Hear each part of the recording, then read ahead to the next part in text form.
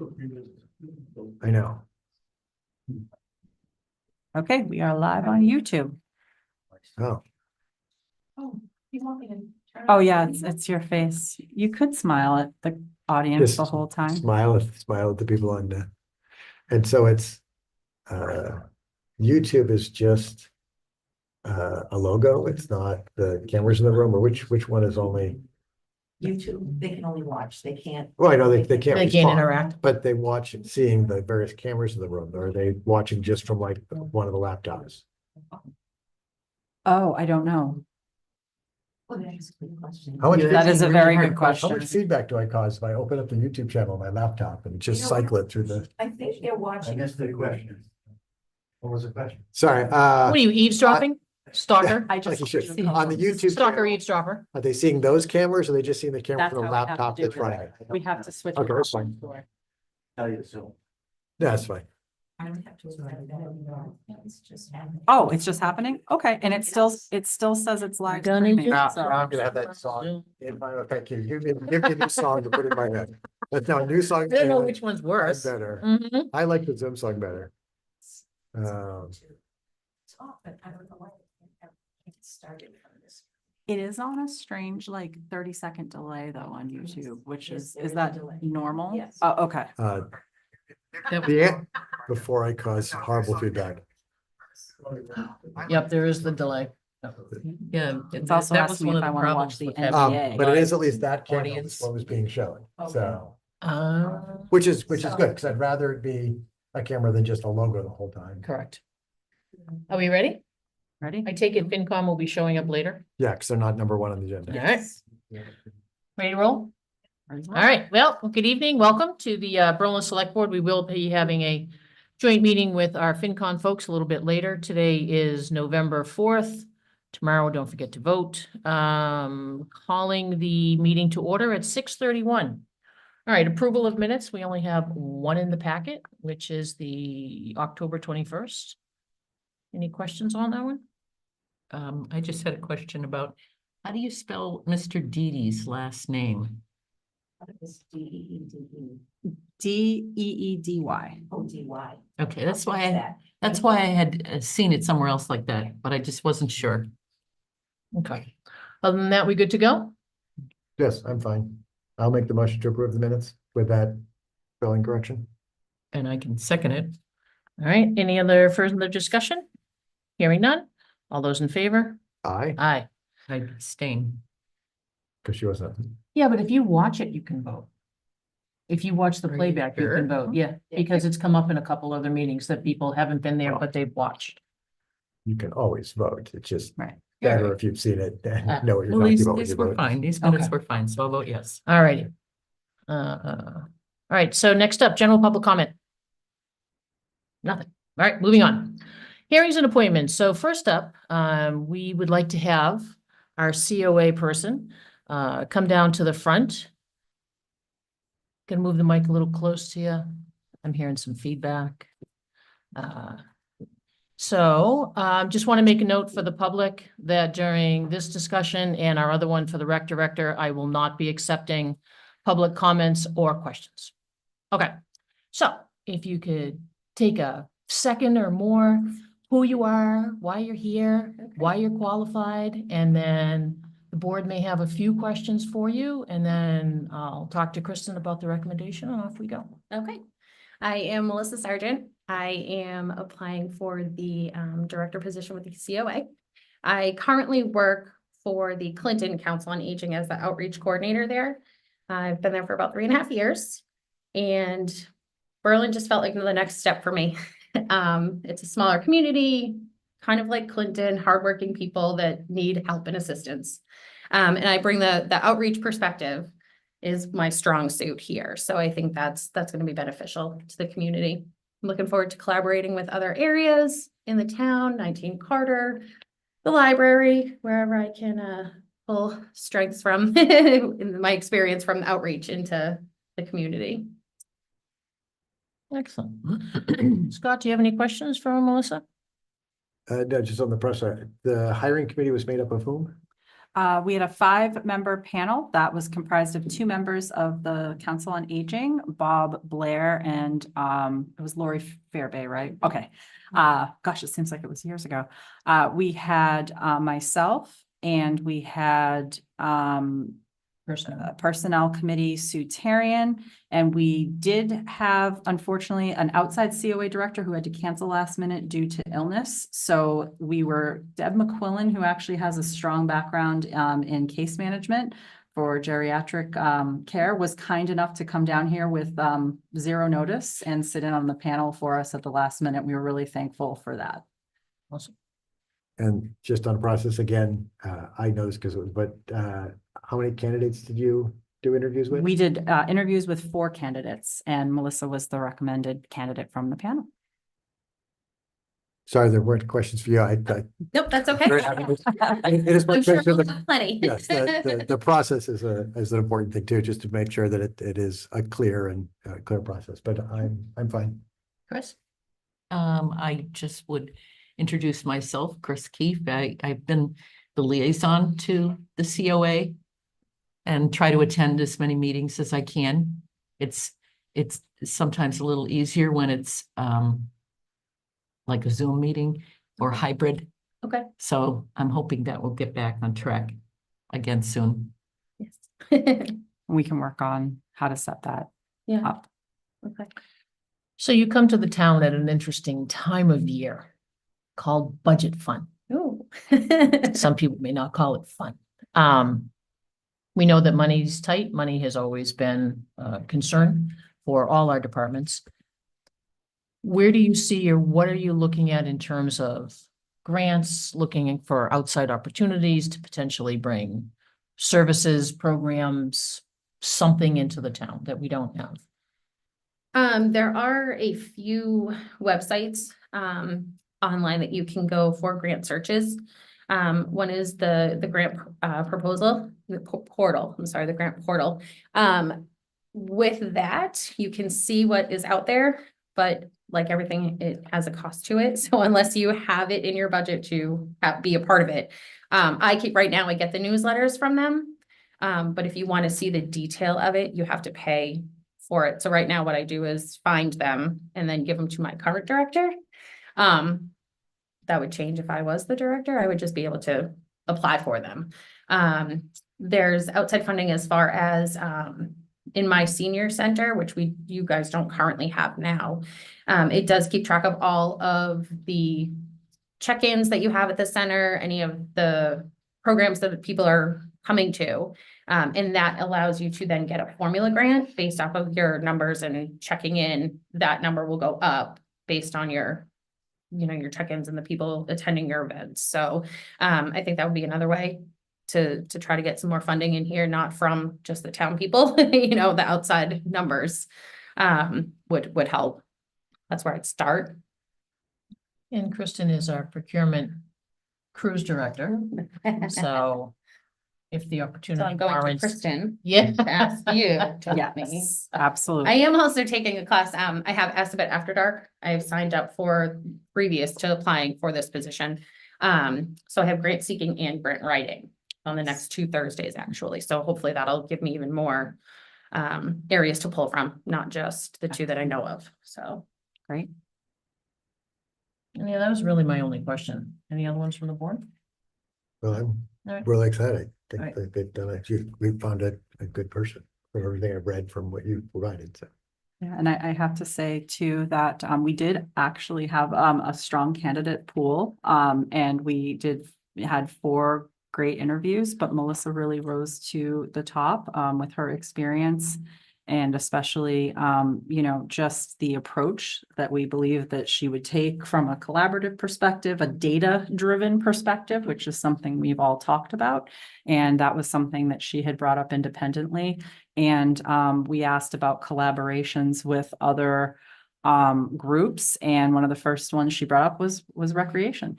So we, all of the thoughts that we kind of had in questions that we were thinking, her thinking was similar along those lines. So that made me feel very comfortable with the recommendation of the panel. Awesome.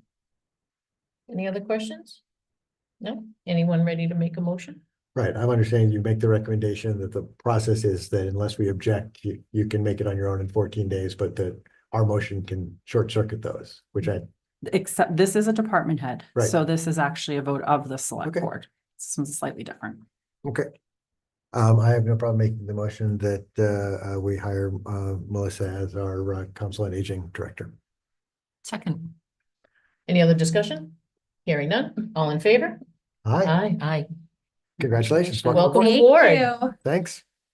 Let the fun begin. Yeah.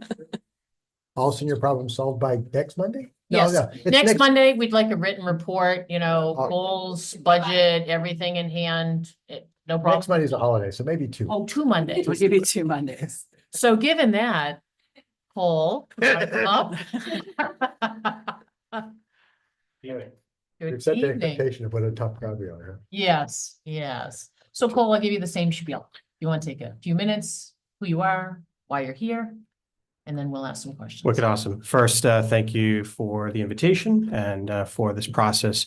I'm Cole. I'm consider myself actually a proud generalist. I've experience in workforce development, parks and recreation, emergency management, and what I'm very passionate about community services, municipal government, and specifically my time that I spent in recreation, not only at the municipal level, but in a higher education level. So I really bring what I refer to as a cradle to grave approach to parks and recreation, where, as rec professionals, we serve everyone in the community. So very excited that my new sister department is proud of and excited about collaboration, because that's the exact same approach that I believe recreation should take. There really is a hand-in-hand department where we're working together to serve all members of the community. So yeah, as I mentioned, my background stems as a foundation of an Eagle Scout. I've worked in higher ed, specifically as a recreation director, a town as a deputy director, and really excited to support the recreation committee here and that servant leadership approach to continue the great work that they're doing, while also building upon that and making it a strong agency within this community. Thank you, appreciate it. Scott? I think I'll start with them. Just there was a 5-person hiring committee who was on that, and how many people did you interview? Yes, so I had a 5-person committee. We had a representative from Recreation, Felicia Wheeler Lowe. We had myself, we had the was it the Clinton Recreation Director? Yes, okay, sorry. Now, we did these both back-to-back days, so apologize. We had Personnel Committee, Sue Tarian, and because so much funding comes from CPA, we had Tim Wheeler representing CPA. Great. This is a new position for the town. Just off the sort of top of your head, or thoughts about how do we sort of evaluate success of this position? Does this position do what we're thinking we're doing it for the town? What thoughts you have about how you would measure your ability to have impact?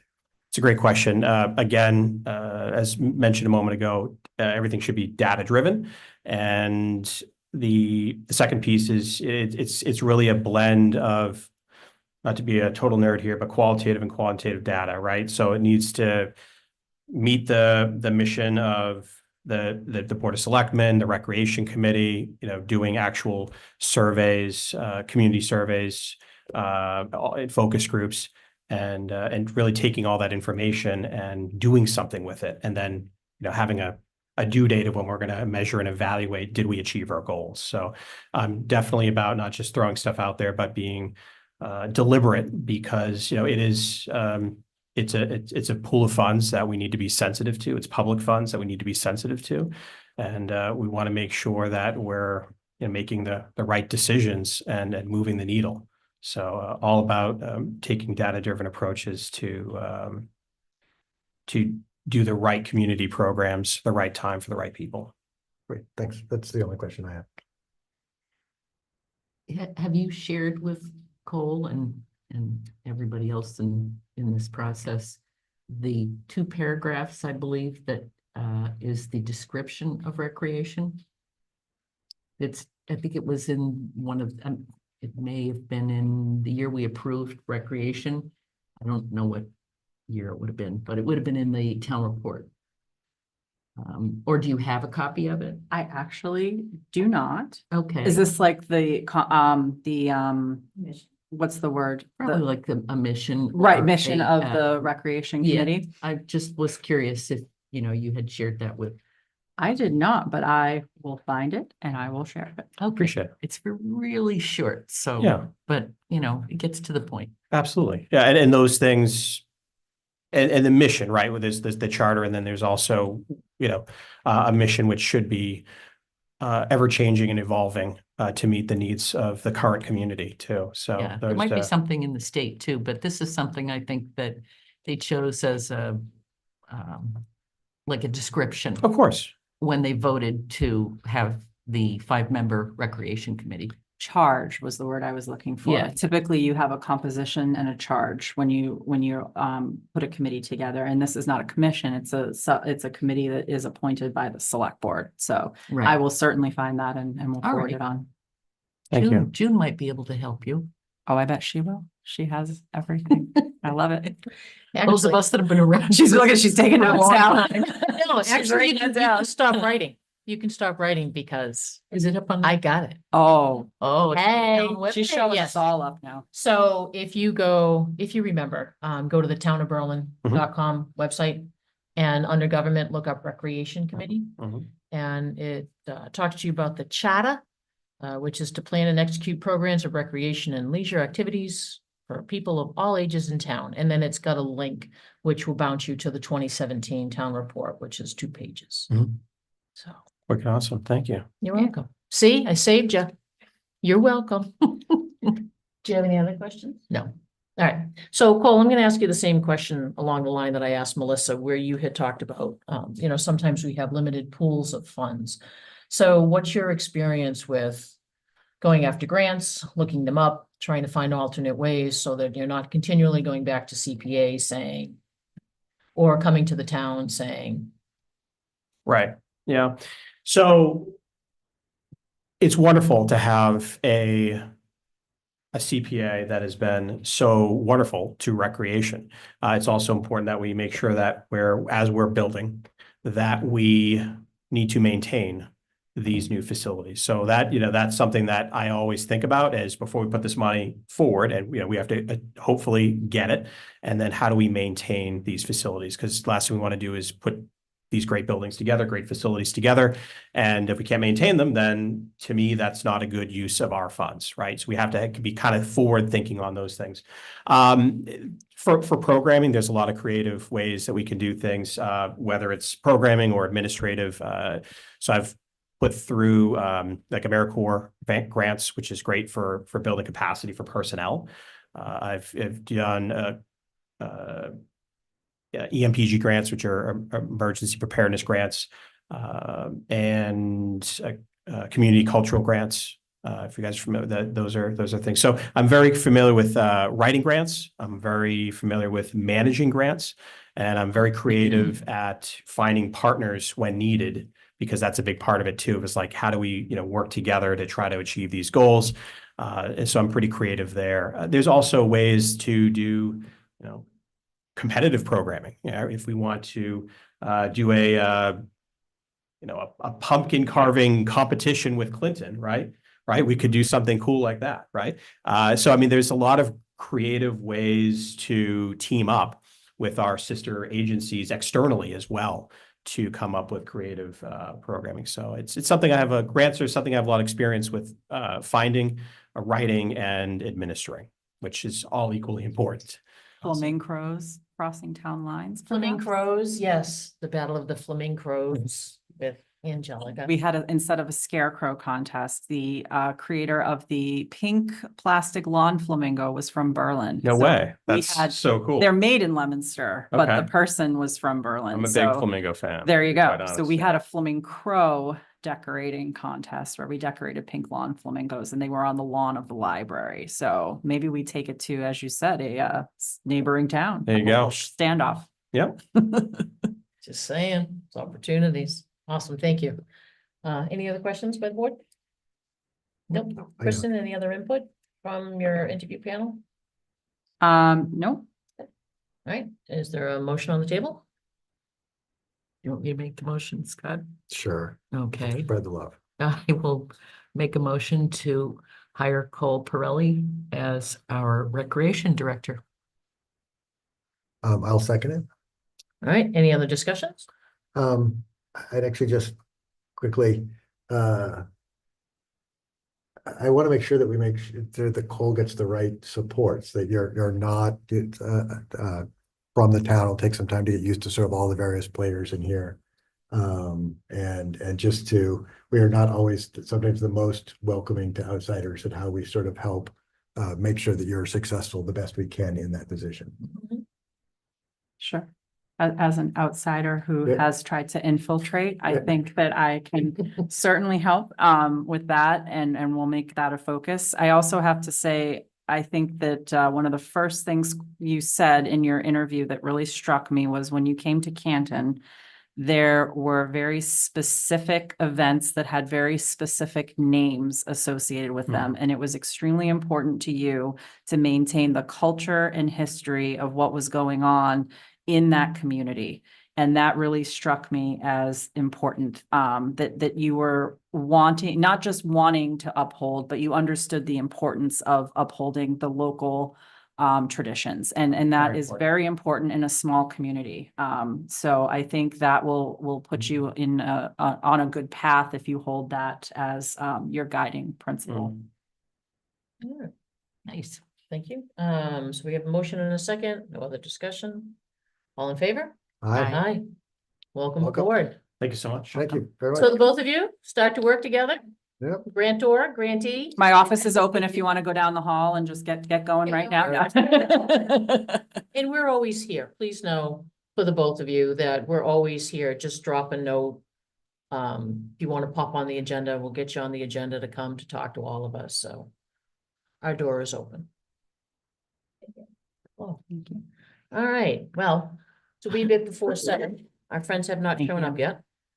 Thank you. Thank you very much, yes. So why don't we skip on down, because I don't wanna shortchange our EV discussion.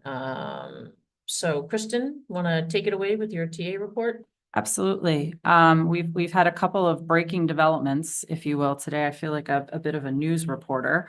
But in an unfortunate case of Groundhog Day, the alarm system at Berlin Memorial School went today. I believe the word that was used was fried.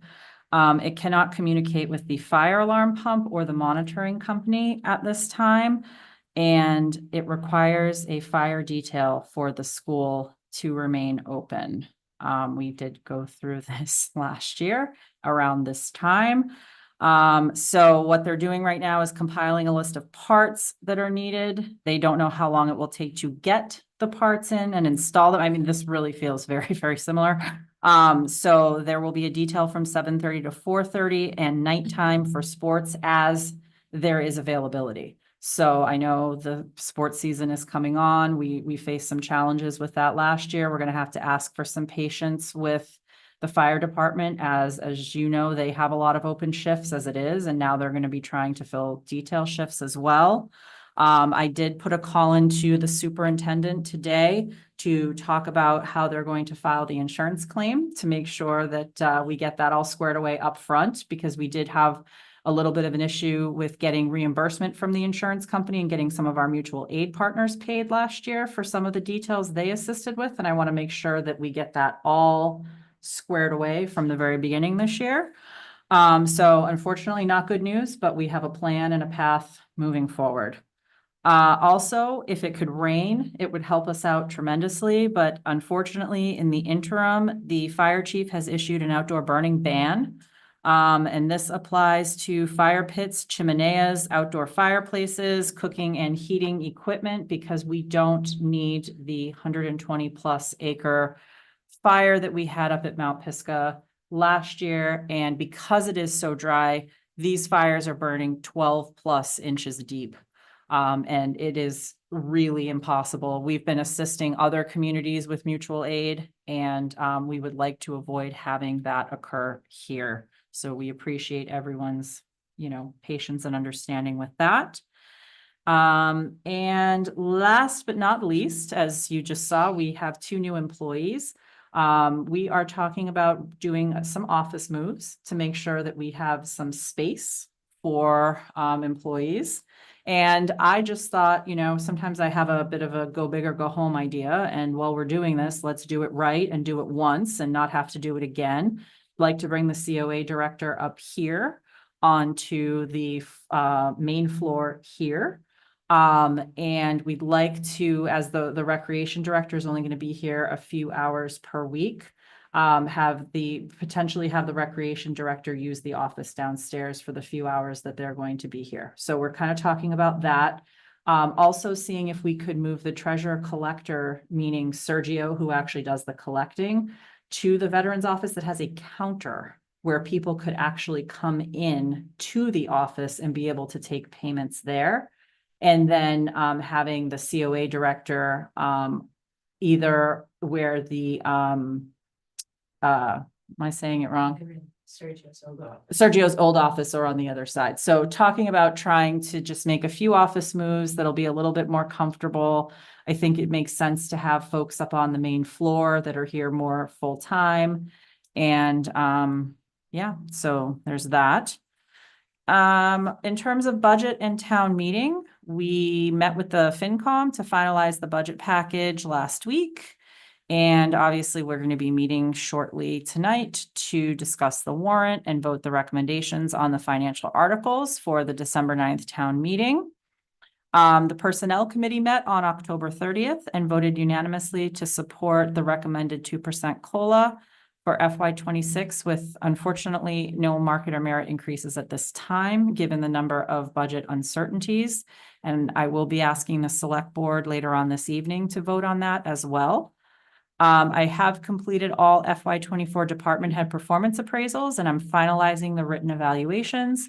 I'm also in the process of uploading all of the FY26 capital requests that we've received onto their folder. And so that's really taken the bulk of what I've been working on the past couple of weeks. Just another reminder, winter special town meeting is December 9th at 6:30 p.m. at Berlin Memorial School Gym. The warrant did close on October 28th, and we have 12 articles that we will be discussing this evening. Very good news about the South Commons Brown Barn demolition project. We received 12 quotes, which I was shocked about. And the low bid came in at 16,000. Our original estimate was 26. So that is huge. We're in the process of reviewing the documentation to make sure everything is squared away, getting insurance, all of those ducks in a row. Unfortunately, 1870 was not as lucky. We received one quote for $38,600, more than double the available ARPA funding. So the town hall committee, and we'll talk about this when we get to ARPA, is requesting to repurpose this funding to just do the interior staircase and a couple of other interior repairs. As you know, we had our interviews.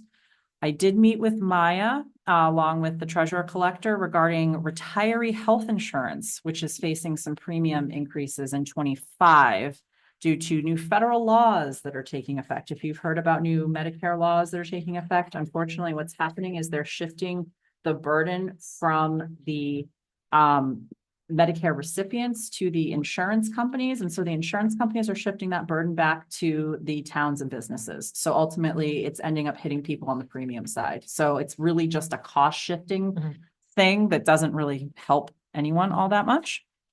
We also had our Green Communities Kickoff Grant with the state to fund the HVAC improvements at the town offices. And we were just notified, this just in late today, that we are receiving an award for reducing our energy consumption by 20% since we started as a green community. So this is huge, and that's going out to all the board members. You're all invited. It is, I will give you the date in case anybody wants to mark it down. It was literally like this just in. Let's see, Kelly sent that to me. And we'll forward it to you so you can sign up for it. They will be recognizing Berlin for reaching a major milestone. Reducing our energy consumption by at least 20% from our baseline year. That is going to be Friday, November 22nd from 12:30 to 2 at the Devon's Conference Center. And we will forward the official invite to you as well. That just came through today. And I believe that's it. So I had one question to you, Yes. where we're talking about shifting over the offices. We've had issues in the past with space down in the COA room and lack of courtesy for that room. Mm. And also know that other people just dump their stuff in there Ah. with no Okay. regard for that. So how will that, don't need to answer now, but in Yep. your noggin, think about how we can start to cure that so that we don't run into those issues. I mean, whether Cole is down there or Melissa has to spend some time down there, that they're not picking up somebody else's trash. Or moving stuff that someone just decided, oh, well, I'll just put it in here because I have no other room for it. Okay. Yeah. Got it. Can I ask a question? Of course you can. How are we going to get the word out to the residents that there's a fire ban?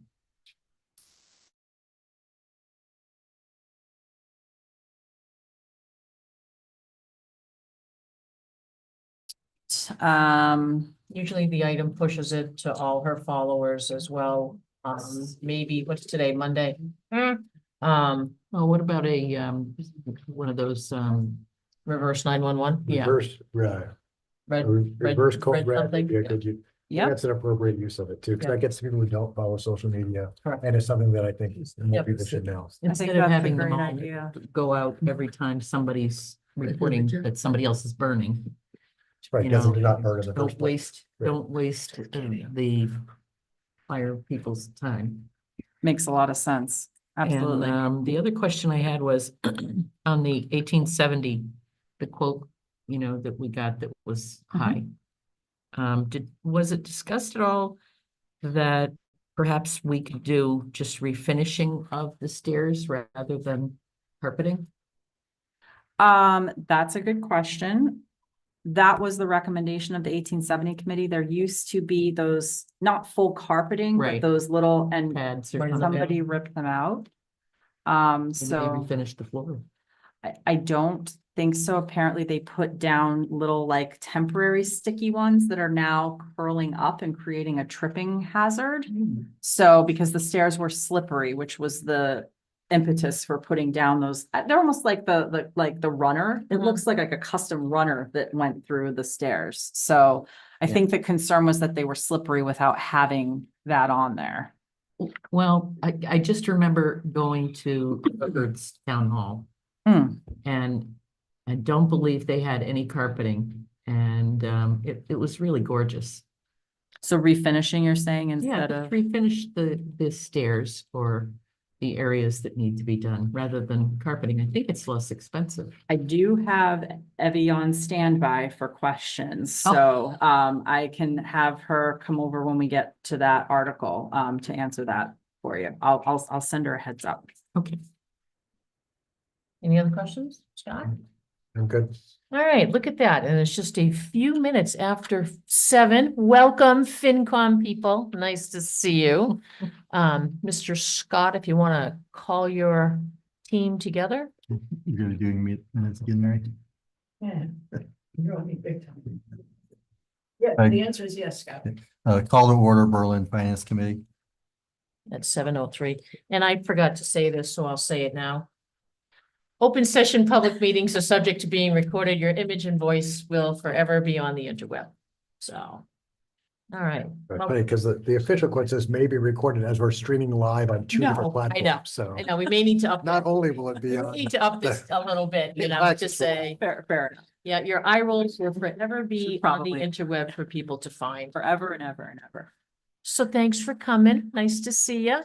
Get some little efficiencies done. So Kristen, do we want to just jump in and start to go through the town warrant? I would love to, if that works for everyone. And there are several, I wanted to kind of have this be combined because the FinCom had an opportunity to hear about this, as did you last week, and go through it. But this is the final version. And there are several articles that have financial implications that the FinCom has to actually vote on. So if you would indulge a vote from them, but I figured I Absolutely. could answer both of your questions all at the same time and kill two birds with one stone.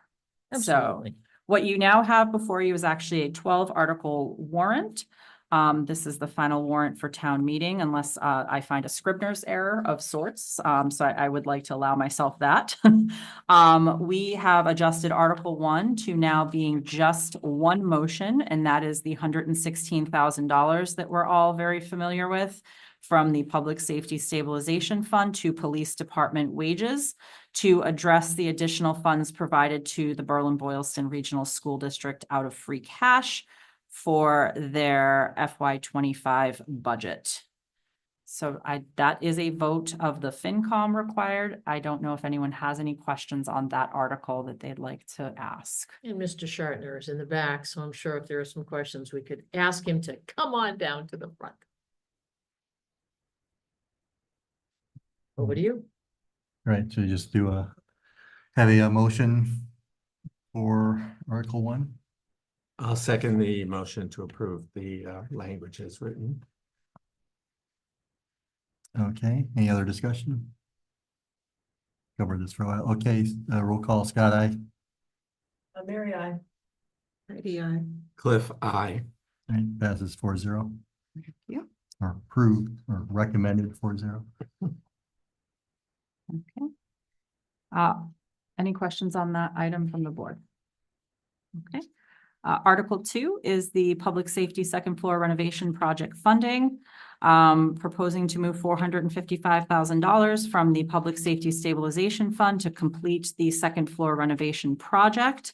The estimated cost at this time is $700,000, which contains the 15% fee to Assabet for the cost of the construction work plus the building materials. So $175,000 in public safety mitigation funds, were allocated at the May 2024 annual town meeting to get the project started.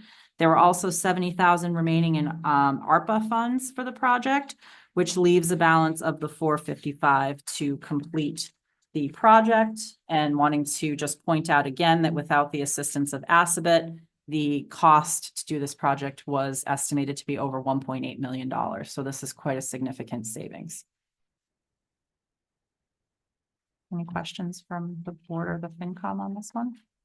No, I think it's important when we talk about it's not just the savings. I think, again, it's giving our local kids opportunities and real life experience. It's going to help them get jobs after high school doing trades. I think it's a win not only for the town, but it's a win for the students involved.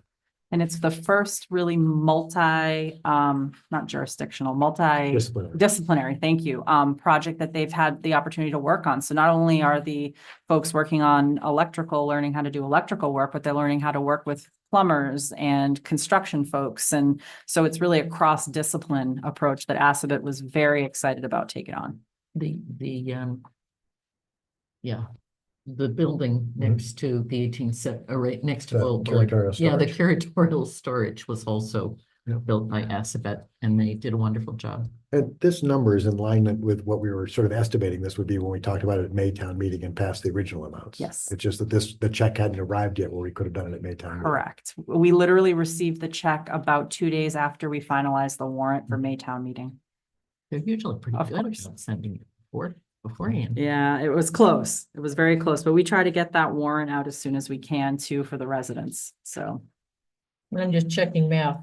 Peg's checking math. To make sure that it does come up to 700, because I don't want a resident like last time and you're scared. that we had bad math. Are we okay? Yeah, Oh, Peg has good math. okay. I just Tonight. you were I'm scaring me just for a saying that, minute no. because that I just- checked it like 3 times. I know, Okay. but yeah, no, just want to avoid your math is wrong at a town meeting. Yes. Mr. Scott? Okay, the motion is to recommend Article 2. I'll second that motion. Okay, any further discussion? Anything? All right, roll call, Scott, aye. Very high. Heidi, I. Cliff, aye. Okay, Article 2 recommended 4-0. For Article 3, this is the purchase of the police department cruiser. I'd like to ask Chief Shartner if he would come forward. I know there were some questions from the board, and while he's settling in, the proposed motion is to transfer $71,000 from Public Safety Stabilization Fund for the purchase of a police cruiser due to the extensive delays and back orders. This would give us a jump on ordering the cruiser that was originally planned to be ordered at this coming May town meeting. Correct. Yeah, this is nothing, Can you move the mic towards you so that you're on? Thank you. all right, this is nothing additional to what we usually ask for. Right now, the cruiser I ordered in May is looking to come in around January. Been doing this for 29 years. Usually we used to order a car in May, it'd be here in July. We finally caught up with mileage, and we're just trying to keep the rotation fresh versus having work done that's not covered in a warranty. So if this gets approved, I don't anticipate this car coming until between August and October of 25. This isn't like we're gonna get approved in December, we're gonna have a new car in January. This is all the way out to probably August or October of next year. Right now, I'm probably looking at April for a delivery date. Last one was April, the one before was February, and these are all cars we used to get in July. So we live cars from July until, for 6-7 months until we can trade them in or get rid of them. Are we still doing new car in, old car out?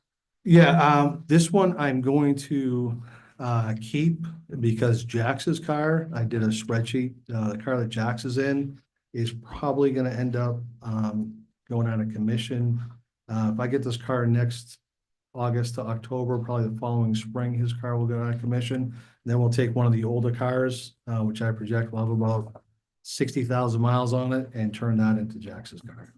And I then love I'll how be Jax has his own car. So, yeah, yeah. so I got a question, Chief. Does he have a driver's license? Yeah, yeah. He should. I Permit. signed for him. Yeah, Permitted. He's got a with permit, yeah, he's got a permit, yeah. yeah, he should. I had a fleet of 8 cruisers. I moved it down to 7 a couple of years ago because we had some cars with a lot of mileage on them. And seeing every time we took them out, the check engine light would come on. So we dropped down cars. We do have a potential of somebody going to the police academy in January, so we're gonna be down a car January through June again. Because we have to provide transportation for the new hires. So yeah, so I mean, at 7, we're limping. Or at 6, I should say, we're limping. But like I said, we'll reassess when we get here. If it gets approved and I get the car, we'll reassess the fleet, see where we're at, and make a decision. Because technically, the car that the fire department got was 4 months newer than the car we're driving, it had less miles on it. But we just rearranged the driving for our car 4, so the fire department could get a decent car. And I imagine 2 years from now, the fire department's gonna probably want to replace that car with a better car, so. And this is a hybrid. Yep. The Chevy Blazer just came out, was at IACP a couple weeks ago. Just came out with a brand new Chevy Blazer patrol vehicle. They're just hitting the market. I'll see how they go in the first 6, 7, 8 months, and they may be our next avenue to go, but they are $15,421 more. Didn't you say that you had concerns about there was enough power in the car to do everything that you needed to do? Chevy Blazer just addressed all that. Okay, They just came out, and then Ford addressed it with an $8,000 option.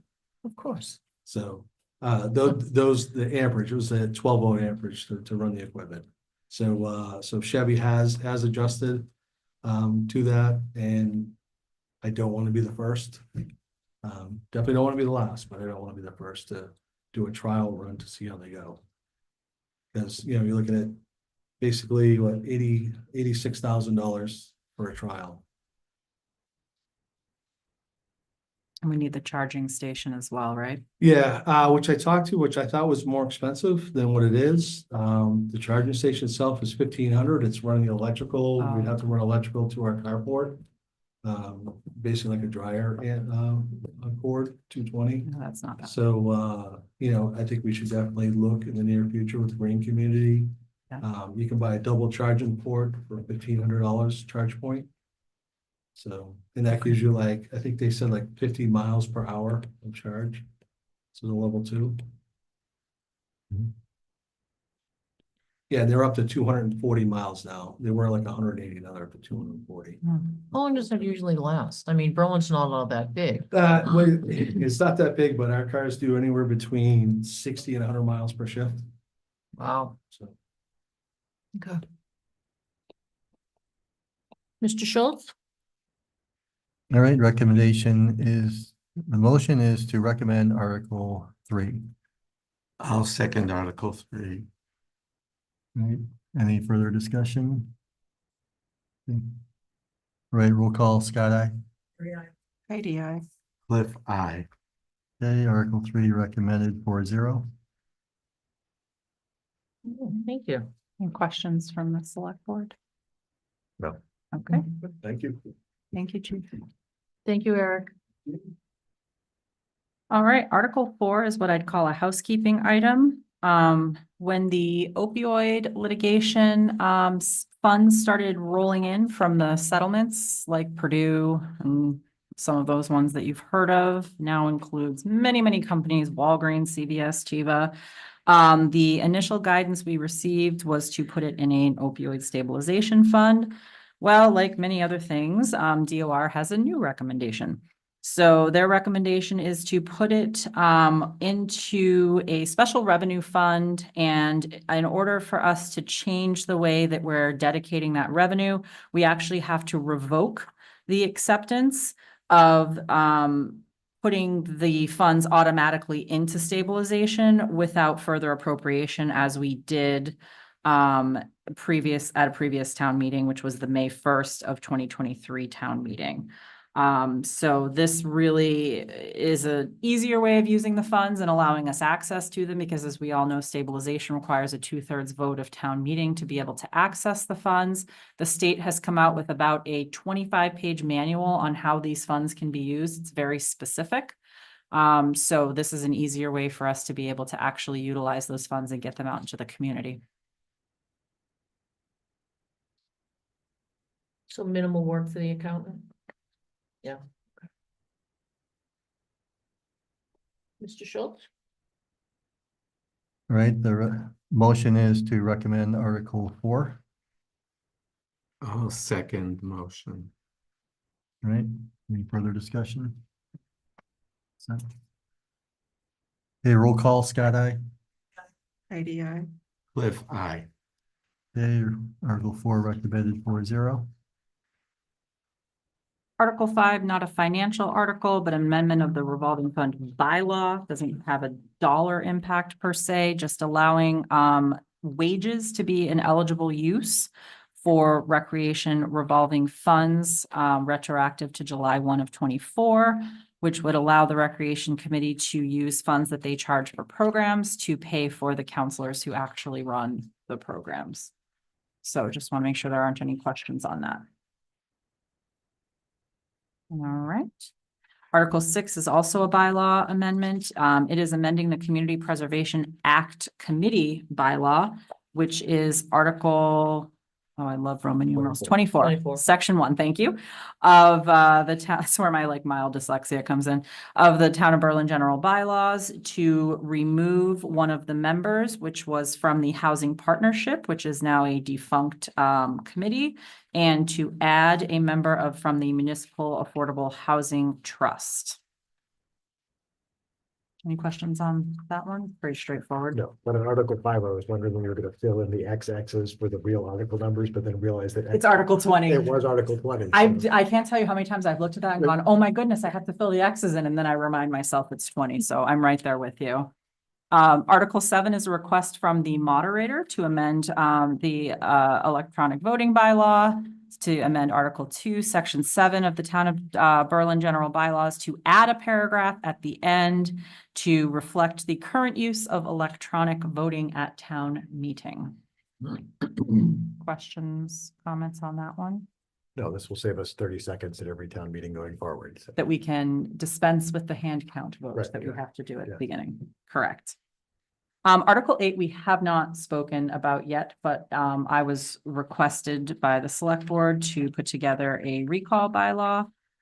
So we probably need to spend a little bit of time on Article 8. So this is to authorize the select board to petition the state to enable the recall of elected officials. It would be a special chapter of the Town of Berlin's general bylaws. I have had this reviewed, obviously by town council, and selected a relatively simple and straightforward method.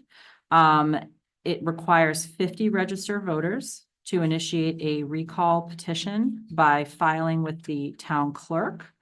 There's a process for how the town clerk would have to go about certifying those names, as you know, the town clerk is required to do.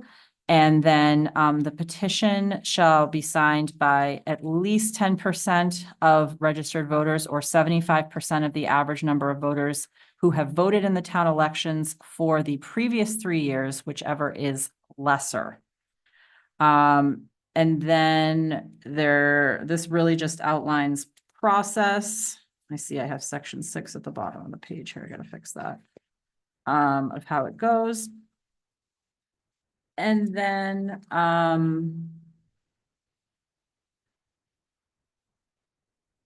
go too far ahead. Oh, sorry. Yes, then we have a recall election. Sorry, I forgot kind of the important part there. And so it's a majority of votes cast on the question if it's in the affirmative. And then there's a for removal recall, against removal recall. And then you can also do the portion of addressing the candidate who would receive the highest number of votes in the special election to fill the vacancy as well. So it's a relatively simple one. I didn't want to make it too complicated. Bless you. Thank you. Can I ask a question? Okay, I just was wondering is this similar to, say, Boylston's? So this is actually a bylaw that I helped write and worked on when I was in Leicester, that we took to town meeting, and town meeting decided they did not want to recall elected officials. So this was an article that I had worked on there, had town council review it there and bringing it forward here. I have not looked at Boylston's. Because it might be an advantage to have them be similar. If, you know, in the case that you would be recalling somebody who works for Berlin and Boylston.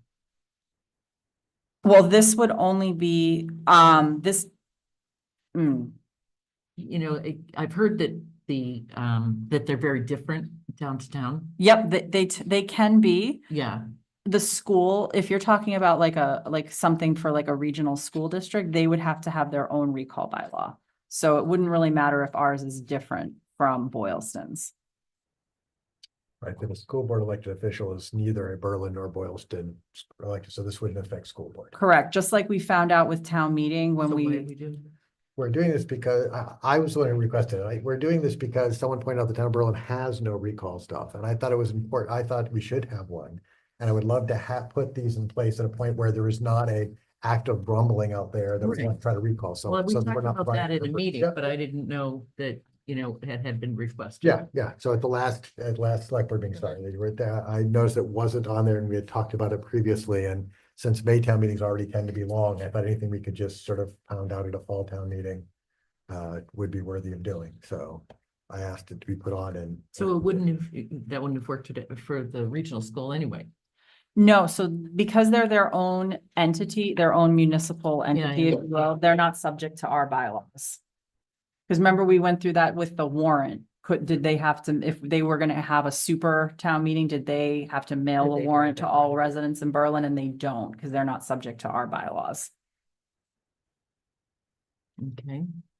So are there any requirements around this? You know, mental capacity, failure to show up for your job, you're just a vile, nasty, evil person, as long as you get.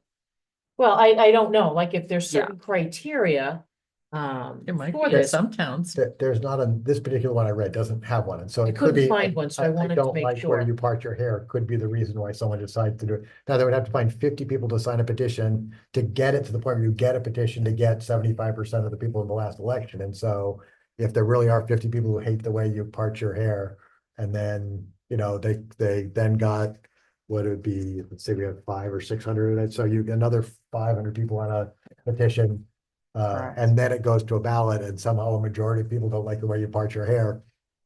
You could be recalled for that. I Right, would you have hope that three- somewhere in the process, that something that is trivial Right. and really Well, silly that's why, would. in some would cases, some fail. towns try to make it more difficult, I- having this kind of a bylaw, because they don't want it to be easy I think to getting do it all the time. Getting the 75% of the signatures is a lot. signatures of 75% of the number, 75% of the number of the last 3 town elections. Our town elections are now getting a They're chunk of getting people at them, and huge. so. They're getting big, yeah. Right, and so you're talking about trying to get 500 or 600 signatures in the town of Berlin, I think is a pretty daunting. Yeah. I think even if someone had done something horrible, getting 500 or 600 signatures just logistically would take some serious Right. time. And those, So- and they have to have their name and address and be willing to be on a public petition as well. So, I mean, it's not the same as when you're saying, I'm happy to put somebody on a ballot. This is saying, I want this person removed from Well, office. the cloak of anonymity is gone, and sometimes I think that stops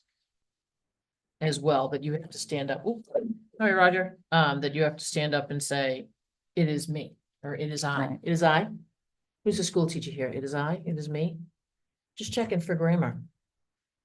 But as We you pointed don't out, know. Scott, you've got Yeah, 3 yeah, yeah, stopping yeah. places. You have the initial, then the petition, then the vote. Okay. So you've got 3 stumbling blocks, I think, if you will. And as you pointed out, we have a lot of voters Yeah. in Berlin, which is great.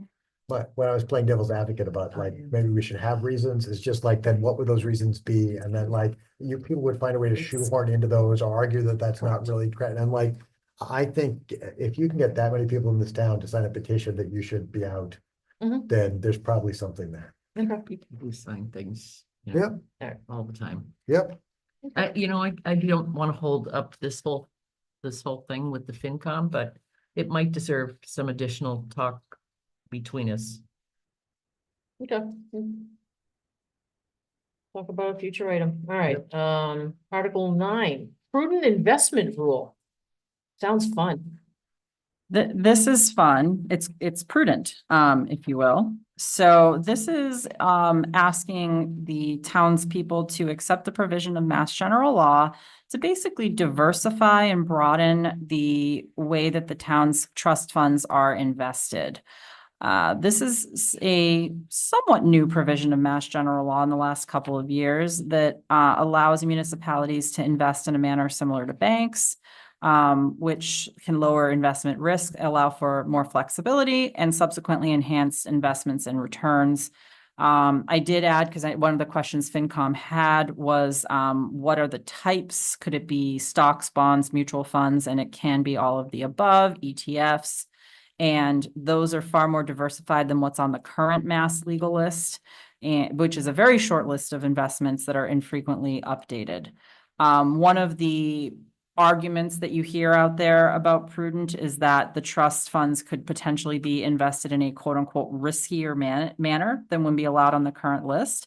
But because the rule allows for many types of investment and, some of which do contain a higher risk, but when you're looking at it with a trust advisor, as we would have, and as we do have, we have Bartholomew who helps us manage our investments. Just like any investments that you have that you manage, you look at your specific goals that you have and you manage the risk appropriately. So it's really amounts to just an increased opportunity for diversification. So who would bring this forward? Would it be our treasurer collector? Oh, it would be us? I'm recommending. No. I'm So, but I didn't want to put saying- my name on it. Right, no, let's just say it Yep. passes. So flash forward 6 months from now, who comes to who to say, oh, look, there's XYZ on the market and it's got a really good return and we should, that's who I was asking is Oh, I gotcha. who brings it forward? Treasurer, FinCom, us? So the treasurer has the authority, under Mass General Law to do any type of investing that is legal. Okay. So right now, the treasurer can invest funds as they see appropriate. You can put a policy in place around investments, and I believe the town does have an investment policy right now. So if this were to pass, we would update it to look at prudent, you know, if you wanted to say, because one thing that came up in one of the discussions I had was, do you want to invest in more companies that have a green energy focus? Or you don't want to invest in companies that do a lot of overseas labor whatever it might be. And that gets a little dicey, but those are all things that you can talk about if this passes when you implement that policy. But once the select board does implement that policy, the treasurer follows it and can move those funds without further authorization. Okay. And so to be clear then, that if this passes at town meeting. Yep. Nothing changes in the town until the select board approves a slightly different policy. That is correct. And I would like the FinCom to obviously be involved in that discussion as well, because I think that would be prudent. Okay, motion is to recommend Article 9. I'll second that. Any further discussion? Roll call, Scott, aye. Very aye. Heidi, aye. Cliff, aye. Okay, recommended 4-0. We would really like to strategically bring in some more interest revenue. We're leaving some money on the table without this, so thank you. I think that's great. Article 10 is repurposing the funding for the old fire station roof replacement. Both the capital planning committee as well as the select board have voted to demolish the old fire station and the former rescue building. And this article seeks to repurpose $28,500 that was set aside to replace the roof at the old fire station. Obviously, that quote that we got to demo was $42,000. I wanted to talk about that later under ARPA. I think we should allocate up to $50,000 in ARPA, the difference, to make sure that we can fully fund this, because I don't think it would make sense to transfer the funds and only have part of them. Okay, the motion is to recommend Article 10. I'll second. Right, any other discussion? Right, roll call, Scott, aye. Heidi, aye. Cliff, aye. Okay, Article 10 recommended 4-0. Article 11 is a select board article. What it does is, as we've talked about, it does several things. It pushes out the date for the option to purchase Lot 6 at River Run, but by 1 year, from December 31st of this year to December 31st of 2025.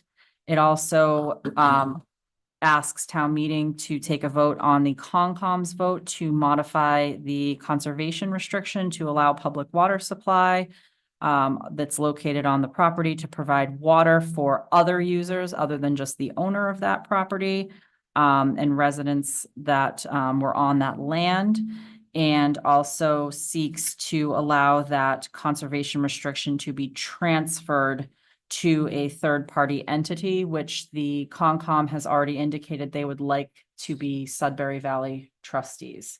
So that all is rolled up in one in that article.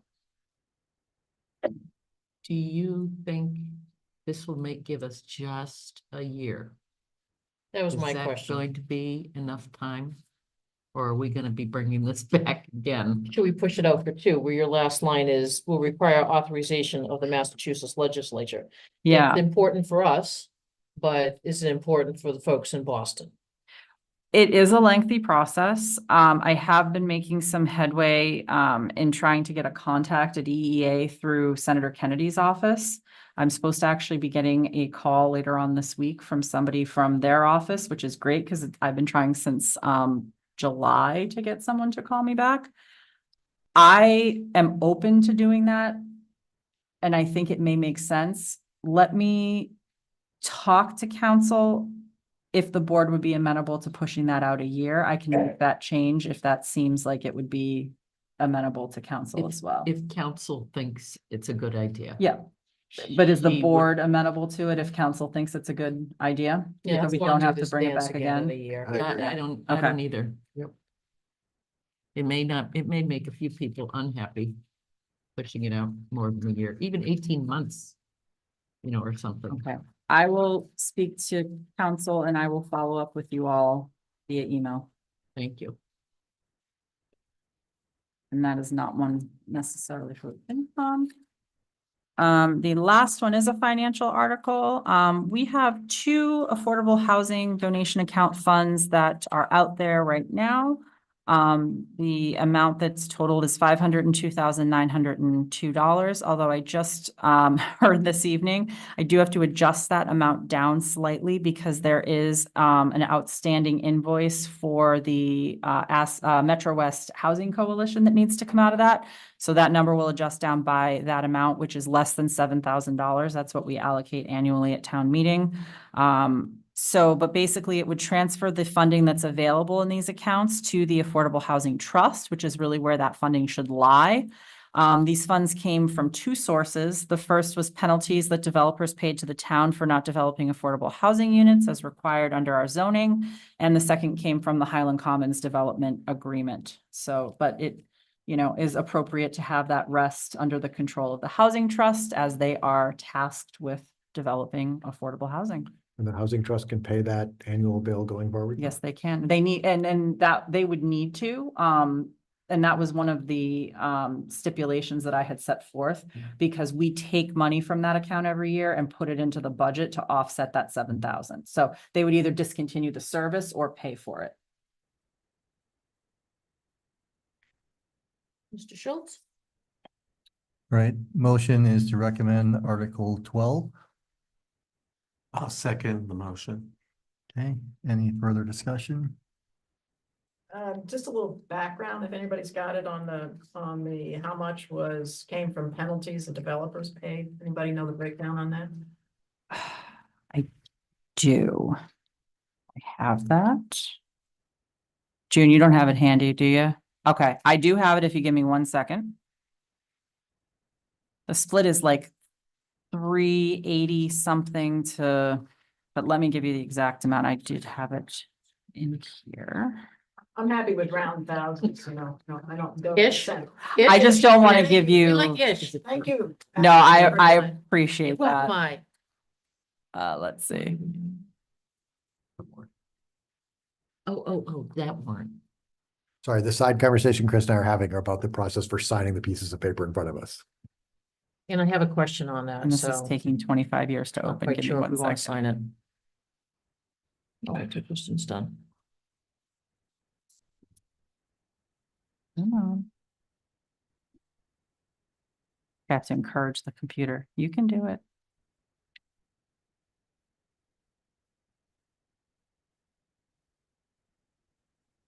Is it just safe to say the larger amount is from penalties, smaller amount from Highland Commons, Other way around, I believe. other way around? Okay. Sorry, I don't know why that, oh, it's doing something now. There we go. Okay, give me 1 second. I actually was able to open the Word document now. It's always a good step in the right direction. Go down to that article. So we are talking, Highland Commons was 358,000 and the balance was from the penalties. Like I have a 140. question about the motion, though. You said this number won't be on there. Is there a problem with us approving it? I'm recommending it to you if the number's changing. That's a fair question. I would ask if you would approve the article itself conceptually and authorize me to reduce it by the amount of the outstanding invoice. Right, modification to the motion then. Motion to recommend Article 4 to transfer Article 12 to transfer the available funds from the affordable housing donation accounts to the municipal affordable housing trust. That good? Does that work? With authorization for the TA to adjust to, Make the motion on the floor if they don't want to do it now. well, no, I think it's just the final number. I'm just, yeah. I mean, Yeah, we're just doing. Or you can excluding the change your motion exact to- outcome. Right, because motions are always subject to be changed on the floor. Yeah. So, and there is that caveat in here. and it, you know, there's new information might change how they want to vote on any of these. So procedurally, we have the original motion and it was seconded. We talked about an alternate motion, but we haven't really seconded it. So perhaps we should vote on the first one and just move Or forward. you can pull it back if you don't want to do it. It hasn't been seconded, so it's not a thing. Right. 14. Okay, I have the amount. It's $1,447.50. That is the outstanding invoice. So let me give you the revised amount.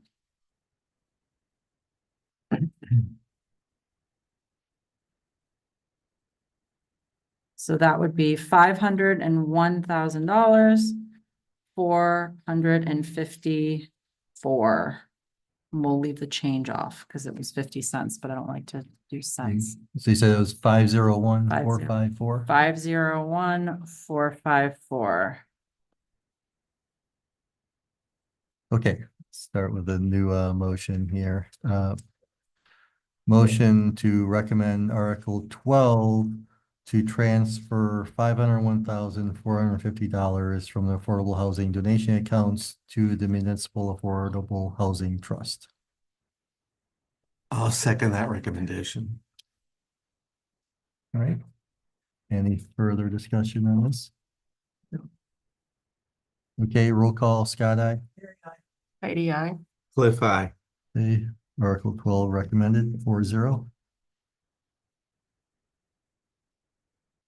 And that's it. So, Kristen, my question to you, Yes.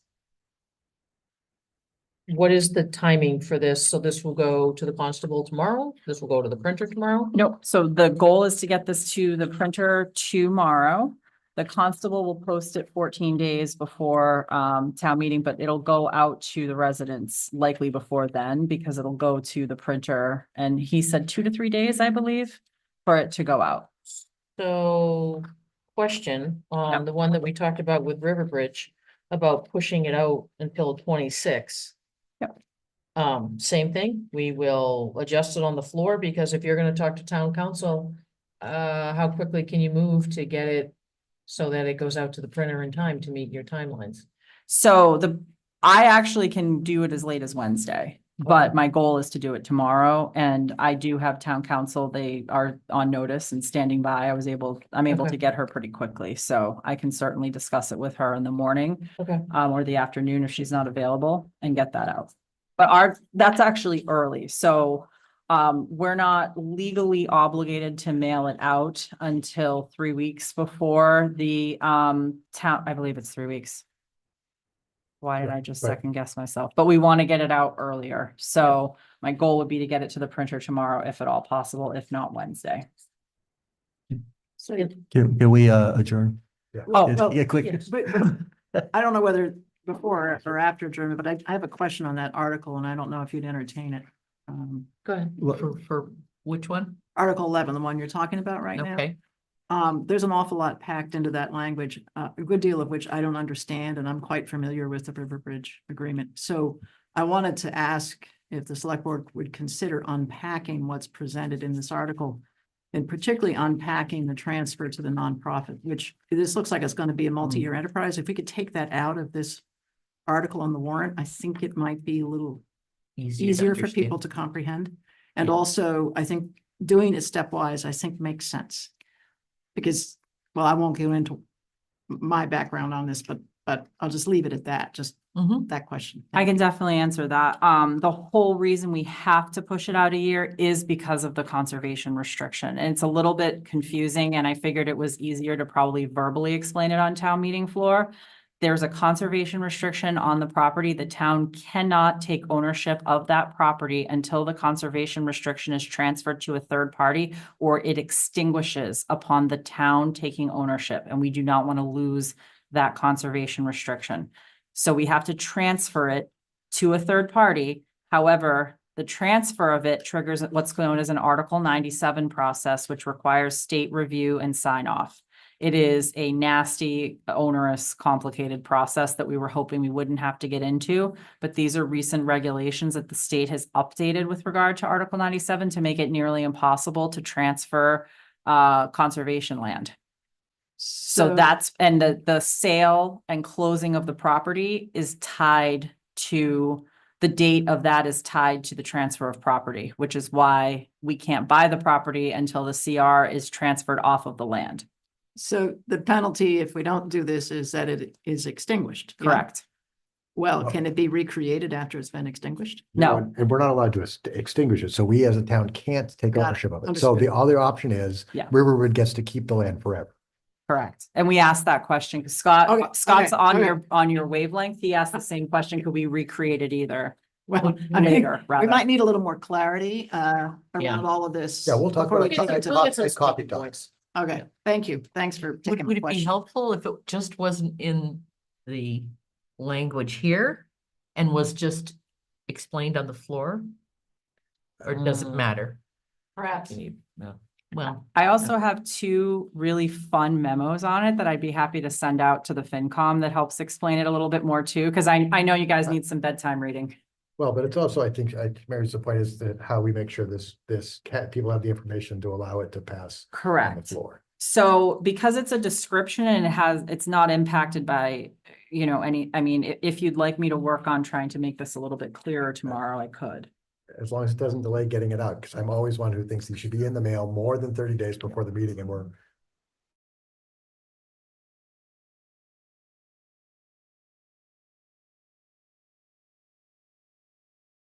conversation. to have it about out it. by 2 weeks. Okay, so can before. we table our discussion? Scott, did you want to call your meeting? Motion to adjourn the finance committee meeting. Yes, I'll second that. Okay, all those in favor? Aye. Aye. 7:45. Thank you so much for Thank you. coming. Love your hat. I do. Merci. Really love your hat. Merci. Merci beaucoup. All right. Look at that, almost right on time. So gonna have a chat with the regarding the EV charging station. So, Mr. Peter, come on down. Do you want me to start with the kind of the genesis of the conversation? Yep. First, let me tell you, let me tell you, the cringe makes, she apologizes. So you're stuck with me. That's all right. Happy to have you. All right, so one of the things that I know the board talked about when this came forward was community outreach. And one of the things that I did agree to was to take a copy of the plans to the Complete Streets meeting because I happened to have all of the downtown stakeholders there at that meeting. And I was actually a little surprised, but there were many concerns that were raised. And the first thing was, why aren't we doing it at the town hall? It's much more well lit. There were concerns about noise issues, people talking on cell phones in the evening, keeping the sort of historic nature of the center with the Bullard House being there and the 1870 Town Hall being there. The number of limited parking spaces that are there as well. So I know one of the things we had talked about was putting in the grant, but if there was ending up being opposition to it, not moving forward with it.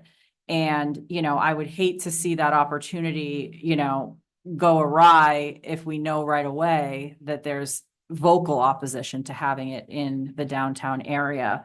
And so my recommendation to the chair was, could we have that discussion about potentially putting it somewhere else before we put in that application? Because it seemed like if you're going to have an outcry of residents in the downtown area who don't want it there, and they're coming to the select board saying, no, we don't want it there, then that might kill the grant. And I don't want to see that happen. And Scott, before you ask, the folks that were there was a resident, there were members from Historical, 19 Carter, highway, the general store, First Parish Church, and our public safety. So it was a pretty broad audience that was there. I think we should go back to having it be here. But I would prefer that they be upfront, which is where they were originally going to be. Where do you mean by up front? Like out by the street? Like, but by the, I think it was gonna be by the mailboxes, But then the again, mailbox, the big mailbox. Oh, Right. the one over here? Yes. Oh. Yes. right, but you also have to look at the parking requirement for ADA, where they need, Right. and there, if you put it by the mailbox, you've got the sidewalk. Well, it doesn't have to be there, but I don't think it should be down behind. That was the other option, wasn't it? I don't know that there was a plan. There wasn't. That I've seen for here. Oh, I thought I had read that it would be at this building down behind, No, I don't think. because that's not visible, that's not, you know. The genesis kind of this was, when I started, I was kind of asking the energy committee, like, I'm happy to help, work on this grant. Where do you guys want it? And there was sort of kind of back and forth. And then from what I understand, Corinne and the Economic Development Committee came forward with this plan and it was endorsed by the Energy Committee. So there was just that one site that was mapped out. I haven't seen anything mapped out for here where it would go. Years ago, it was talked about by the Oh, mailboxes. Yeah, wasn't But it by the mailboxes? That's where they had originally wanted it, And but that was, I thought maybe there was something in writing or something, no. because I could visualize it. Yeah, there was talk about it, but I don't think that it ever went through to fruition, and I think the costs at that time were extremely prohibitive, because as people started pecking through it, it Mhm. was, oh, look, here's a fee, oh, look, here's another fee, oh, look, here's Well, another fee, there so just it's wasn't kind the of, grants probably Yeah. that there is now. yeah, so it just kind of, Yeah, but that, I thought that was a pretty good idea, though, to have them be, out in the front somewhere. yeah. Peter, was the intent of this grant to improve economic development and economic activity in the town of Berlin? And Peter, how many businesses and nonprofits are based in this building? As far as I know, 0. This is There's a food as Corinne wrote in her email to at least the two of you, this is an economic development initiative. And if it's here, it's going to serve the purposes of the staff. No, not And necessarily. who's I didn't know there was any over at the mall. Yeah, but still, it's going to be the staff that are. Once gonna- they find out, they'll use them. And do what when they're using them? Like what businesses are they going to support? What extra taxes are they going to get in this town if they come to this building and charge their cars here? They'll come and visit Kristen, come on. And always I use mean, more I'll visitors. get free electricity while I sit here at select board meetings, but I don't think that's the purpose of trying to have electric charging stations in this town. Well, it might be for some people. I'm used to seeing them at public buildings, actually. So that is not uncommon for me because if people are coming to pay taxes or do business or things of that nature, but I understand the economic development component of it too. I honestly have not jumped on board one way or the other with this because I don't have a horse in the race. I just want to make sure that where it's put is amenable to the greatest number of parties in town. And so I just wanted to foster that discussion here. Aren't there competing interests? Logical place to put it versus community feelings. right? Say that again. Community input, the neighbors, Mhm. versus logical place to put it. Those are the two competing interests. It's for the three of you to decide which trumps which. Sorry. No, you said it much actually more articulately than I did.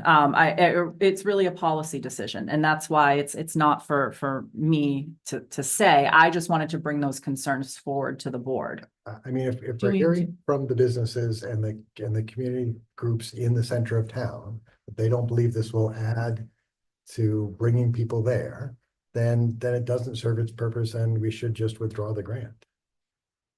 I do not support That's fine with doing an me. economic development grant for this building. This building does not generate economic development for this town.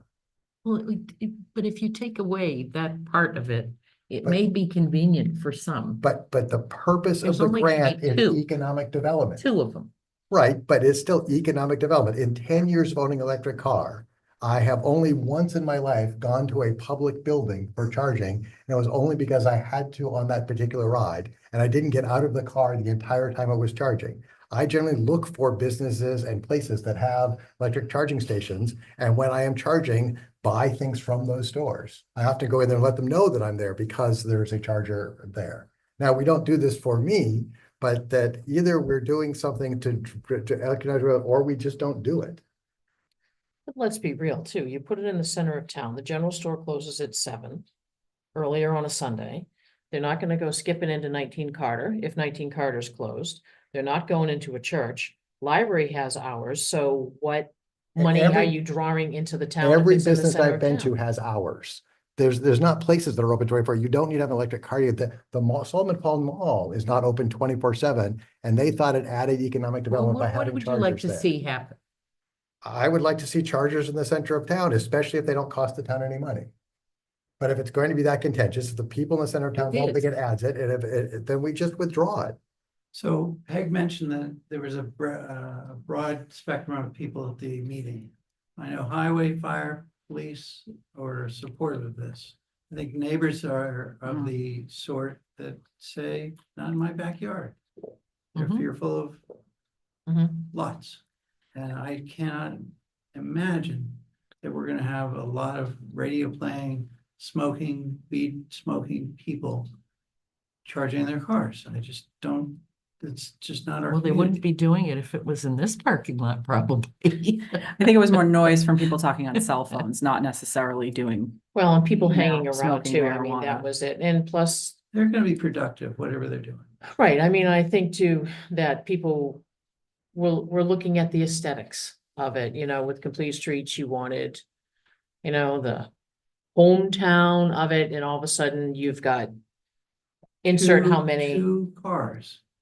understood, but unfortunately, we have our participant there, was there, it was not well received at all. I would love to see, I don't have a electric car, but I would love to see them in town, but we also have to weigh the public input as well with all those folks that came forth.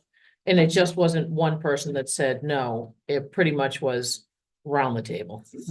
Well, So, and for, Kristen- oh, sorry, go ahead. Kristen, what was the, what about our vehicles?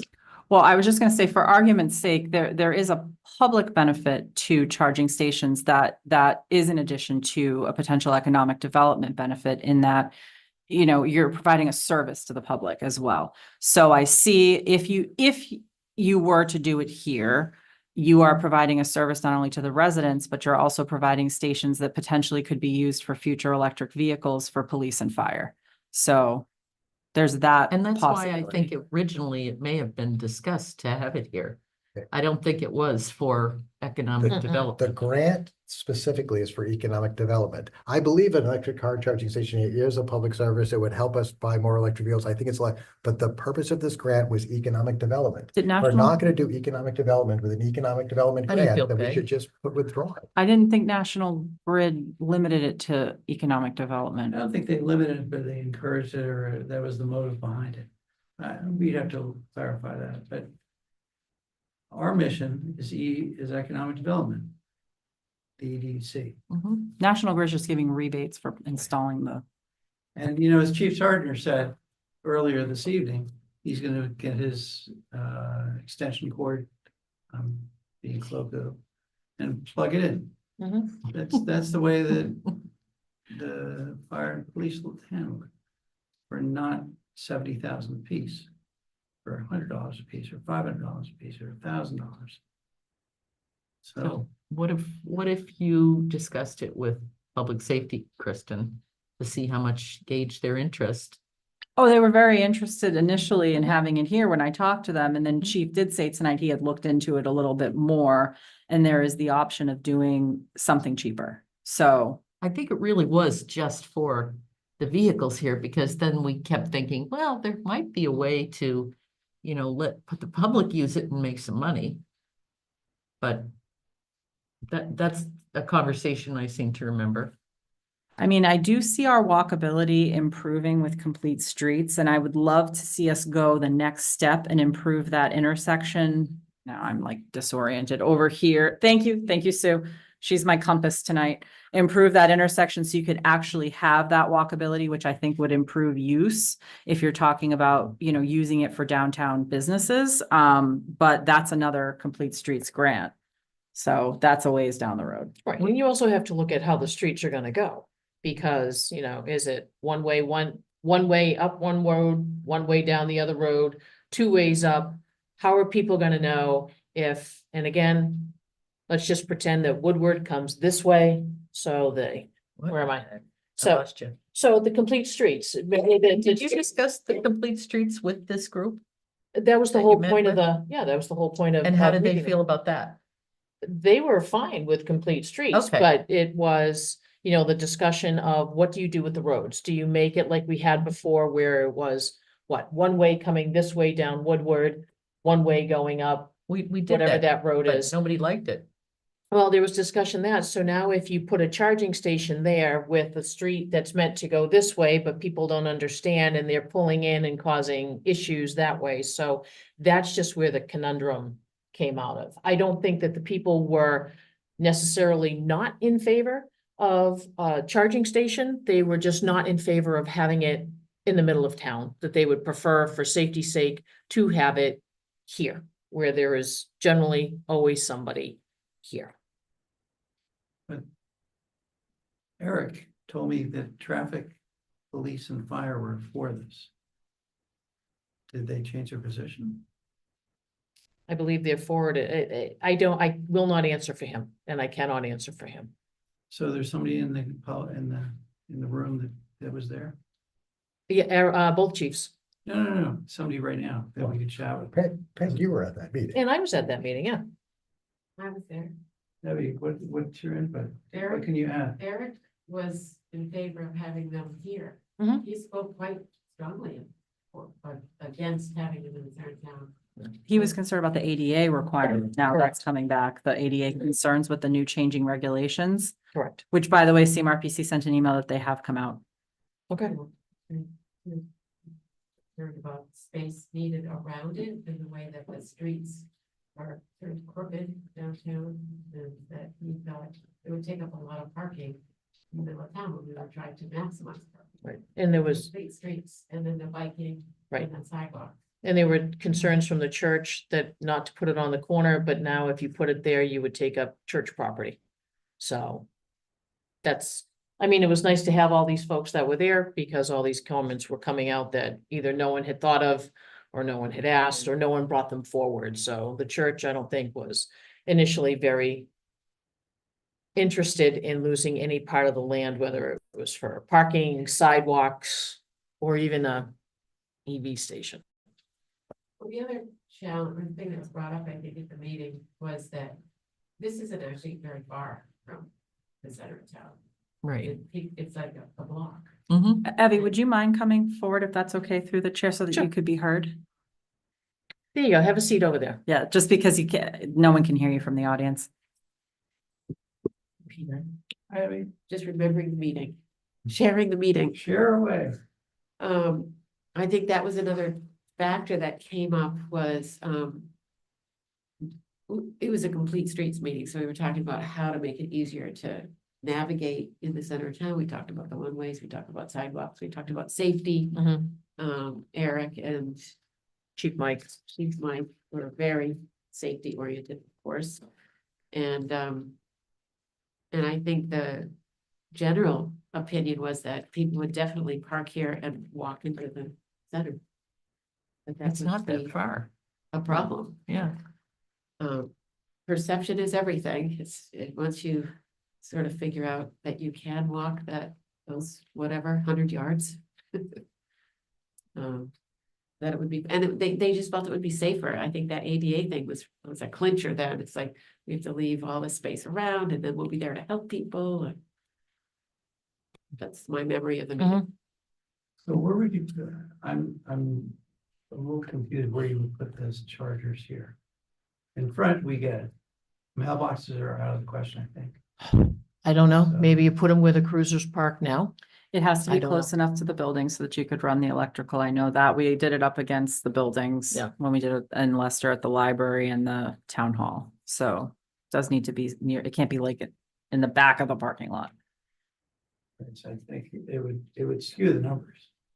Because you know, with concrete and not a telephone pole right there. It would skew the numbers in my opinion, Skew the numbers in terms of, make it more costly. I mean, I know that it could. I've seen these grants pay for the electrical going into a building before. I'm sure they'll pay for it. It's just that it'll be more cost, the total cost will increase and the grant won't cover it. But, you know, that's secondary, it's where you want it as primary. You want to skip it, you want to have it at this building, you want to have it elsewhere. It's up to the board, Who's- not me, Is it you who's doing the grant? Who's doing the grant? Bren and me. Easy. Okay. I just If thought it- rather than- If it becomes a town municipal project, then it's not us. Right. They'll probably be you. I'd probably have to work with the energy committee on it. To see if, you know, they'd be interested in doing that. I just know that the funding's out there, that it could be used here. And, you know, if we wanted to access that funding and not, you know, leave it on the table. That's why I wanted to have that Mhm. discussion. Honestly, I'm fine with it being here. Me too.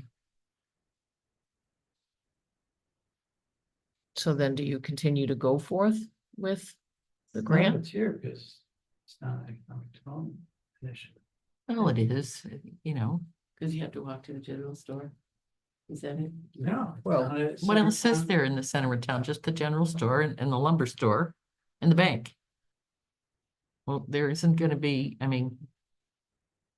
It's hard enough to find a place to park in the center. But I believe independent committees and bodies can choose what they want to work on and not want to work on. They And I believe the can, chair of Scott. the EDC has let it clear that if it's Thank you. not in the center of town, that he might not be the person working on the grant. Yeah, that's fine. Okay. So- If that's your decision, do you need to take it back to your committee and ask? I will, Okay. but in the meantime, that you're inclined to do it here, I would proceed here. You don't wanna, No, I mean, that's great, but that's just trying to figure out who is available and, you know, who keeps track of this and when do you start it with everything that's going on? So that's all. In terms of priority, where does it fall? Thank you, Evie. Let me go back. So may I make a recommendation? Sure. So it sounds like there isn't the interest, as Scott was saying, or necessarily fits with the charge of the Economic Development Committee.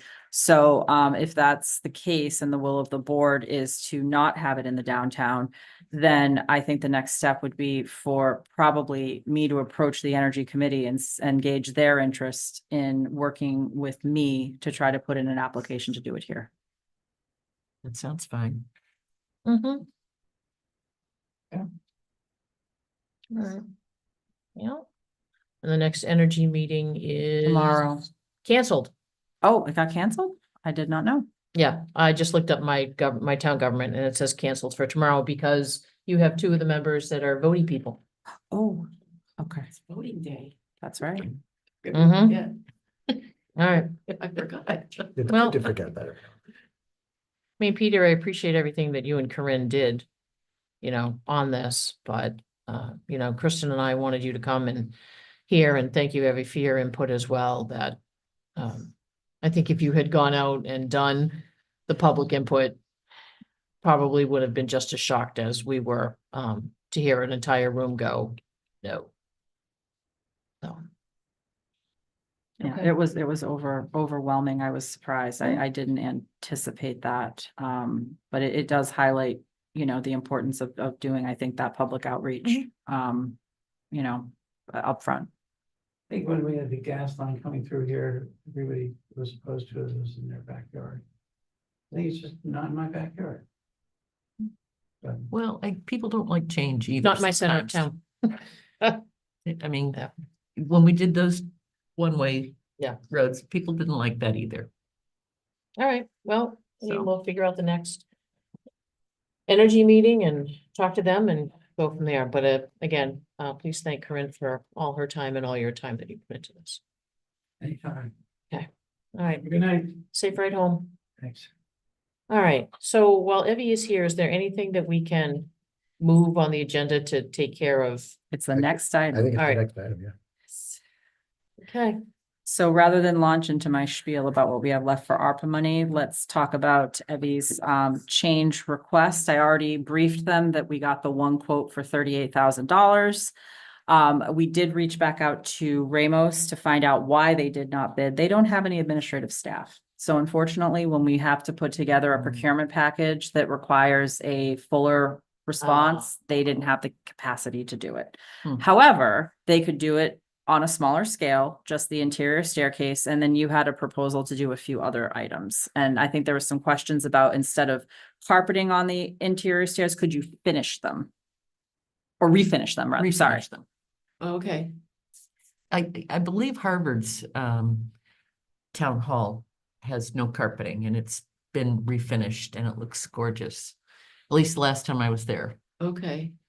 So I didn't know if that was a possibility. Yeah. It might be less expensive than carpeting. Right, so, well, I'll just give you a little, quick history.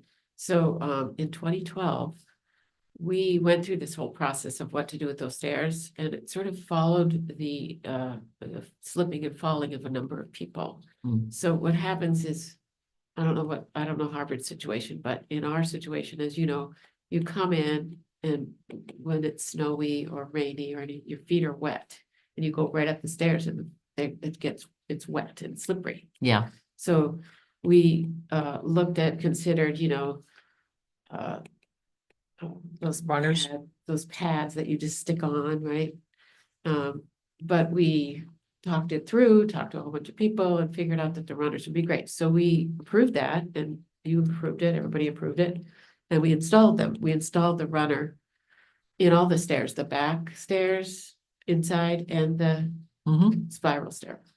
And then mysteriously, we won't know how that happened, but somebody ripped them out of the front stairs. Hmm. So that was very annoying to us because of the danger factor. And so, we don't know who did it. But then they replaced them with these things that you stick on, and now they're coming off, and so they're a trip hazard. And so now people are using duct tape, and so it's just not good. So we're just recommending that we go back to what we'd already thought through and worked successfully from 2012 till 2019 or 20 when somebody ripped it out. So these were just flat pieces that went on top the stair.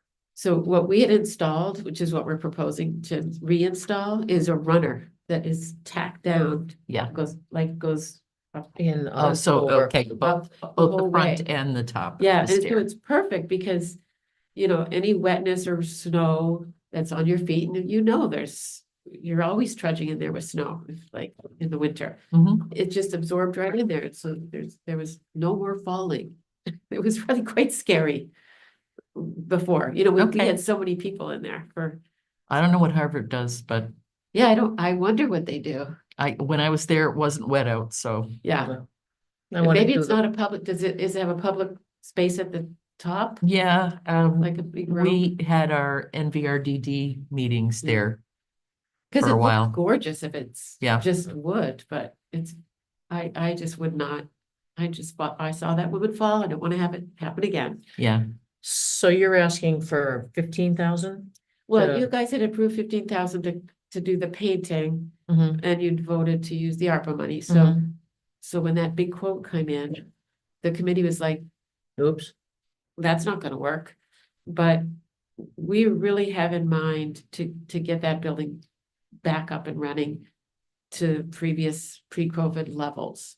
And I think Sandra's doing a good job of sort of scheduling things and doing, responding to people that that apply, but we really want to push the marketing and get private Mhm. rentals in there, and we've got a lot of overflow from 19 Carter, and we keep shoving it over, so, but it's just not quite ready, you know, Mhm. the painting and especially the stairway, so Mhm. we were like, okay, how about if we just have Ramos do this stairway, painting the curve, that's just been bothersome for years.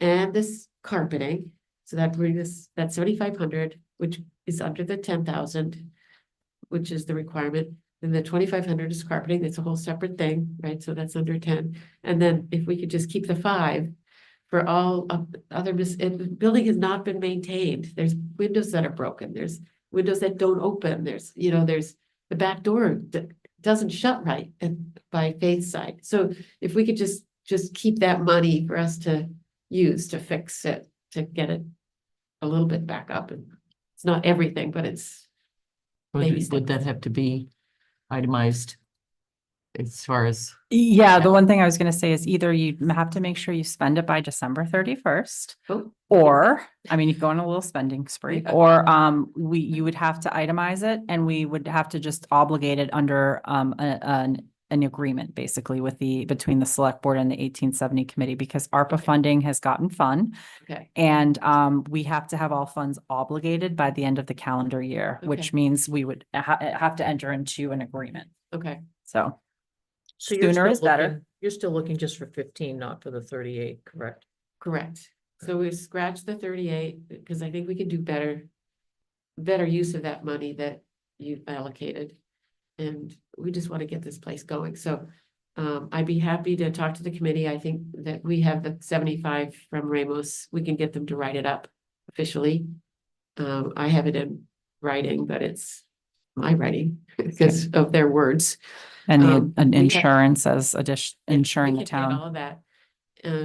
The Gray's carpet, I have the quote already, so you have that. Yep. And then I can itemize with Fred, probably, the other work that needs to get done.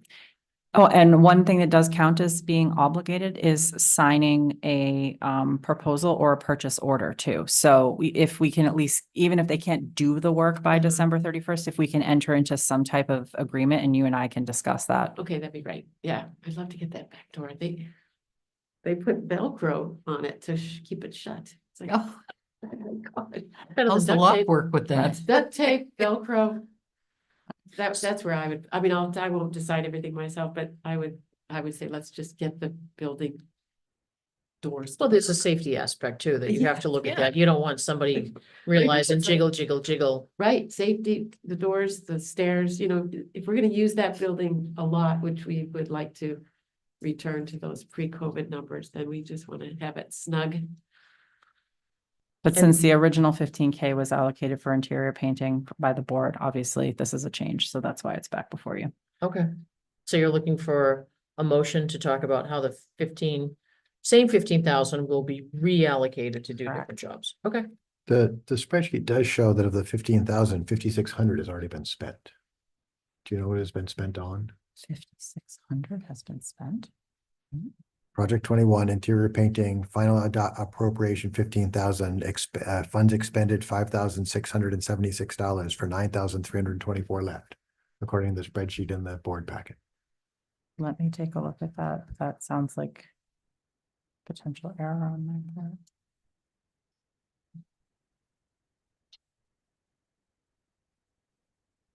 Wow. Yep, I'm sorry. I don't know how that ended up in there. That's not correct. You haven't expended any funding yet. I apologize. That's an error on my part. That's fine. I me wanted to make fix sure that. that we're not Yeah. about to commit 15,000 when 5,000's already been spent. So Nope, The sorry better about answer that. is the How did typo that on the get- spreadsheet, because that's easy. Yeah, to it's a fix. spreadsheet typo. Yes.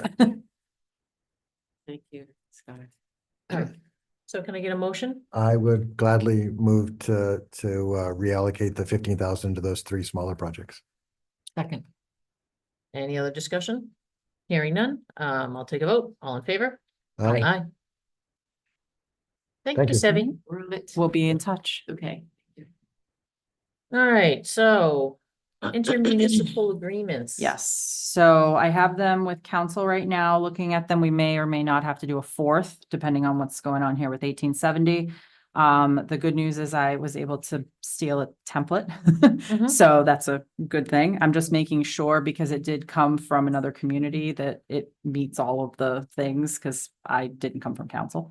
Okay. And what we have left, and fortunately, the typo on my spreadsheet does not impact what we've Right. appropriated, not appropriated rather, which is 35,000. So the request I have for you tonight would be to bring the total allocated for the demo of those two buildings to 50,000. We did have a quote that was just under 43, but that quote's already a few months old. Mhm. And by the time we go to Mhm. do it in the spring, it could be more. And again, as you know, we can shift money between projects once the money's been appropriated. So I would be asking for 21,500 to match the 28,500 from the old fire station roof funding to bring that total to 50,000 for demo of rescue building and old fire station building. And so that would be a new project 22. We're not adding to anything that's currently on the list. That is correct. Okay, I'm sorry, I'm playing catch up here. I think I missed something.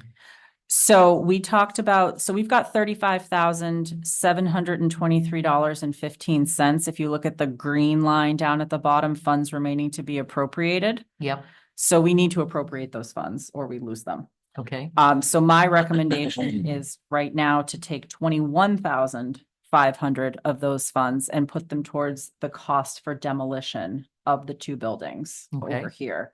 Because while we are asking town meeting to reallocate the 28,500 that was for the fire station roof and reallocate that for Mhm. demo, the quote we got was almost $43,000 for demo. So even if town meeting approves that, we still don't have enough. and that's for both buildings? That's for both buildings. Okay, And I'm recommending that we round that up to 50, I'd And- rather have a buffer. Yep. because yeah. I don't want to. What were we talking back. about intermunicipal agreements for? So for anything that can't be under contract with a contractor by the end of December, I have to do an interagency agreement between the select board and say the rec committee for the playground for 1870 if they can't get everything under contract for the work that they're doing. Yep. For Bullard, for the drainage that we're doing at 1870 in Bullard. And there's a fourth one. Well, you have them the here on the Public sheet. safety Right, renovation. public Thank safety. I get it, Yeah. I Thank get it. you. I Yeah. just didn't know who it was between. Yeah, So it's they're on the between the sheet. select board and those The departments or status committees. code- Sheet, right The here. status column with the white line. Need interop, Yes. you need, Yep. need Oh, interagency. interagency. Yes. Right. Yep, I was so they're all there. Thinking intermunicipal. And that's one of those tricky new little things that we can do to make sure our ARPA funding is obligated in accordance with the US Department of Treasury's definition of obligation of funds. All right, Well, so it does say intermunicipal here. can I get a motion for the 21,000 for the demo of the buildings? So moved. Second, Any other questions? Hearing none, all in favor? 21.5, if you could, I'm All sorry. right, all right. so 21.5, that's what I said. yeah. 25. Oh, I'm sorry. I No, I missed that. Right, right. Okay. Oh, okay. I thought I, I'm adjusting reality. oh, that's pay. Why not? All right, so the motion is on the table for 21.5 to be taken out of the remaining 35,000 of ARPA funds to assist in the demolition of two town-owned buildings. Second in motion, all in favor? Aye. So that leaves us with PEG math. 14. Thank you. So I would really love to have a little bit more of a buffer on material cost for the public Yeah, safety second that's floor what- reno. That's Yep. what I was thinking. Okay. too, yeah. Because costs are going up constantly, as Yep. we all know. So I would love to appropriate the The- rest of the funding for My, that. my only concern on that is that after December 31st, we can still move things Mhm. between projects. And that we don't potentially have a line to do anything on the facility study that we could move extra things into if we had extra money on those lines. That was gonna be my other suggestion, but I can tell you, I worked with Fred on capital. And it does make sense to go in by building, library's doing their thing, 1870's doing theirs. I think we'd have to have a fairly specific scope, and 14,000 isn't gonna get us too far. No, I don't think so. Matter of fact, I would put 10 grand into the public safety second floor renovation and put a 4 grand to pick something from the public safety study. That Just is to have it already open? completed. that has already been completed to do that. And so I think it's specific enough because it is an outside study that we actually used ARPA money to fund. Okay, And a list, and you're right, it's the whole list, especially if you have the 5-year plan is almost $1 million. Mhm. But that we could find something from it. And if some of these other projects went under, we could potentially pick something bigger from that list. And if some of those projects go over, we could just decide we're not going to do that because they already have some things going from capital planning and to town meeting. okay. And yeah, let me see how specific we have to get. If I can take the first 1 to 3 years Yeah. like I had, Right. because right off the bat, you've got 25 that they need for the second retaining wall, at the transfer Right. station that Fred can't do this year. So, Or, I mean, if it has to be even more specific, just say from the 1 to 3 year plan for this building, I'm sure there is 20 to 30 to $50,000 that might be needed in this building somewhere. And, you know, you have the AC that could end up running more than it's already budgeted. We have other projects underway. okay, And I'm kind of hoping at the end of the day, well, I'd like to do something from that study, but that if we had a need in one of these other projects that we doesn't suddenly die because we don't have $4,000 or $5,000 to sort of get it past the finish line. I like that because that gives us options. Yeah, because there really isn't anything on that list for current that amount of money is gonna cover. Right. You need another couple decimal places and another Yep. comma. Yep. Which is why I wouldn't spend time trying to figure out what the one project we're gonna try to do is that I really think this is allows us, it's a flexibility bucket is what I'm trying to get us. And so I'd Agreed. like to then, I think the motion would be that I'd put $10,000 into adding to the project 12 public safety second floor renovation.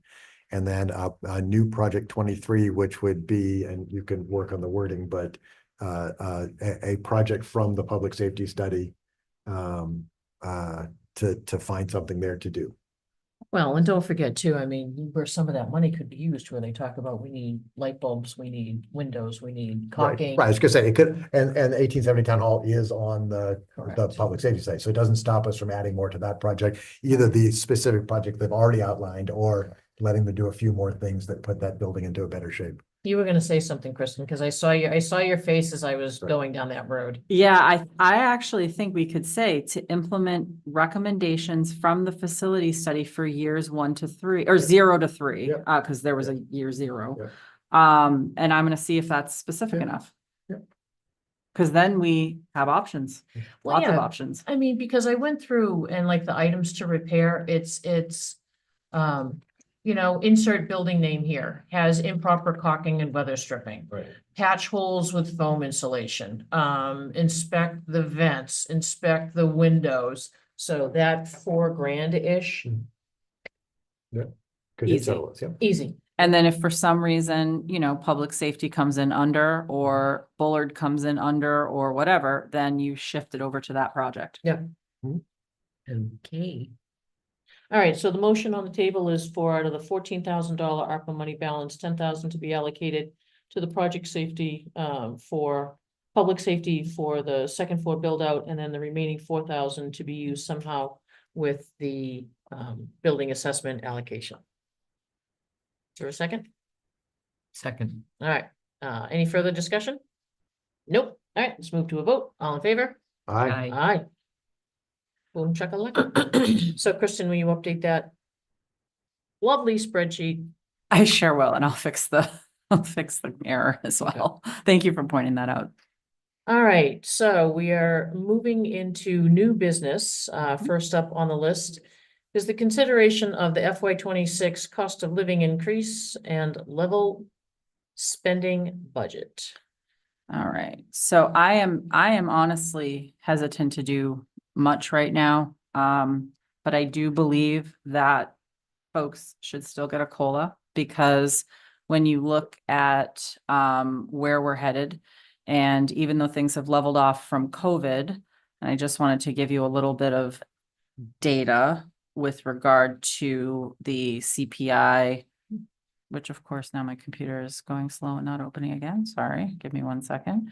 I believe the past 12 months we were at 3.4%, which is up from 3% in the previous 12 months, but down from what we were seeing during the COVID years, which were hovering around more like the 6 to 8%. So 3% per year is around where we were seeing in the pre-COVID years. So so we had an 8.7% increase in 22 and a 5.9% increase in 21 during COVID, but that followed nearly 9 years of below 3% increases to the consumer price index. So, we're up a little bit over last year with 3.4, over 3.0. What are most people giving? So it's hard to say at this point. We have had a spreadsheet go around between the towns. A lot of them don't fill it out yet, but the ones that have are around 2, which is different than what we saw last year. Last year, there You're were talking about who? Increases. No, I mean, whose increases? COLAs from other towns. Okay, gotcha. Yep, so we're looking at around 2, for the ones that have self-reported and what they're looking at, which is better than last year because we were a little low, I think, last year, even though, I would have liked to give more. We did Wasn't do it some 2.5? market adjustments. Was it 2.5 last year? We did 2 last year and 2.5 the year before. Okay. So I would like to do 2, and stick with that for right now in a level spending budget. And I am just concerned because, as we all know, FY25 was another tough budget year. We increased our tax levy by almost 5% in 25, and we did it by 4% in 24. So this was done by using our excess levy capacity. Obviously, that continues to decrease over time. So when I started working on the FY24 budget, we had about 1.9 million in excess levy, and we're down to about 1.2. So that goes quickly. And then you're in really what comes down to an override situation, right? So this is what happens, and it's happening across the state.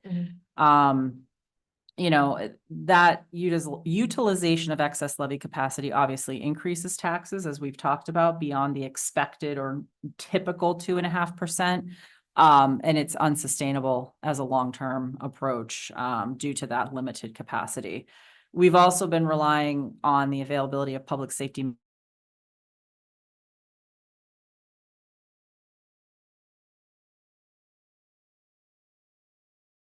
that didn't work, because we did need to look at the school funding, but this is unsustainable as some of these funds have a sunset date.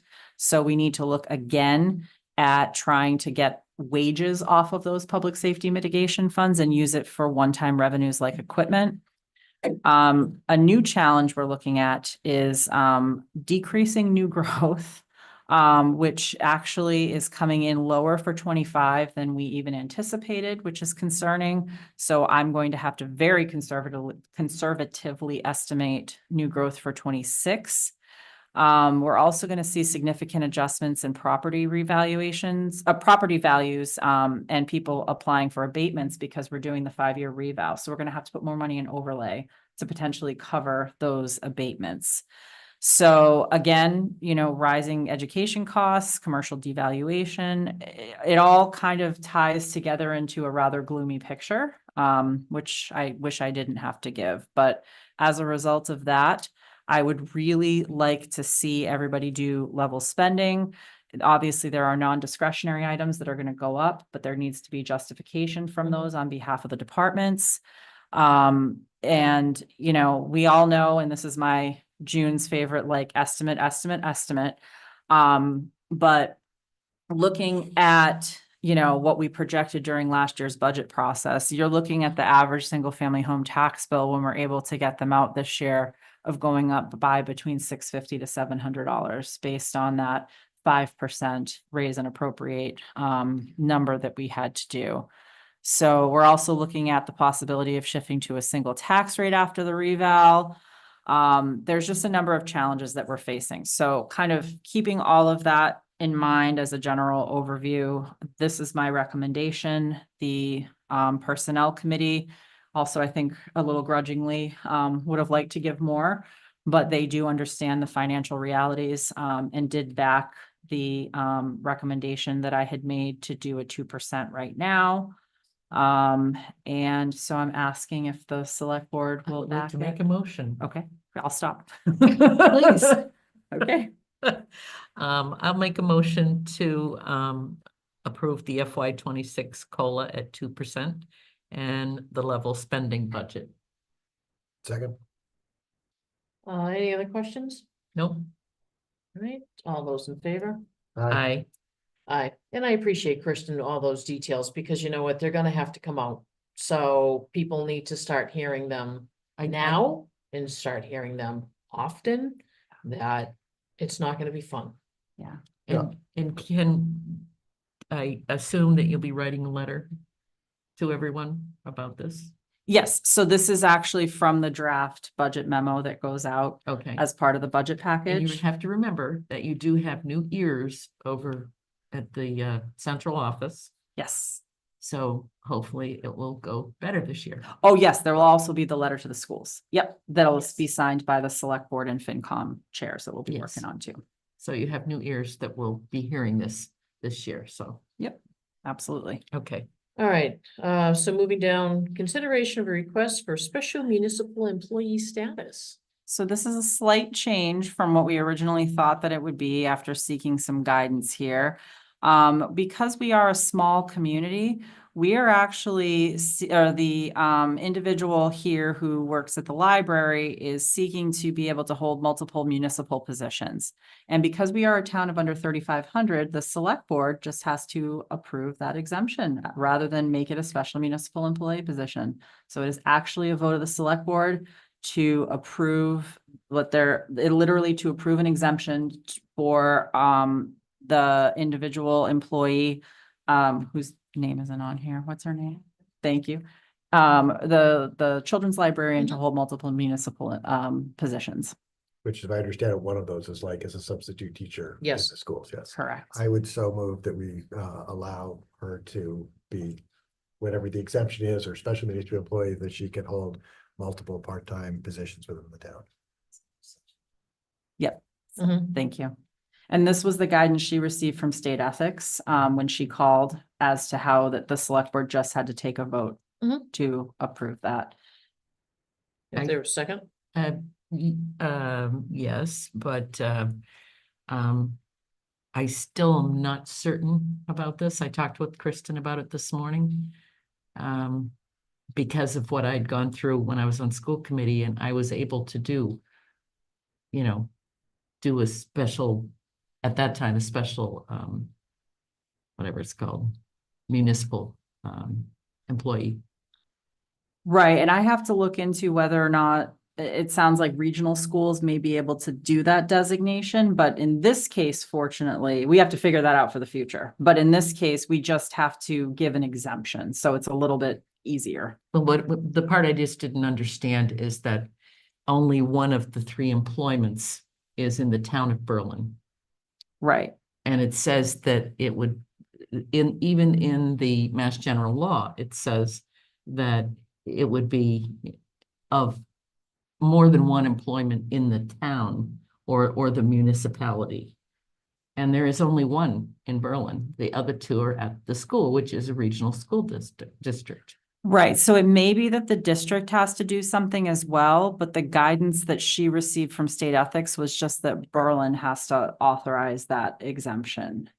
And I'm fine with my motion, even if it's unnecessary. All right, so there was a That's fine. second? I mean, I will second it. I just don't feel confident that it's necessary what we're doing, and that she may need to go to a different place to get her what she needs done. I mean, I'm looking at the letter from our town council, and if they said it's okay, then I'm gonna, But the last.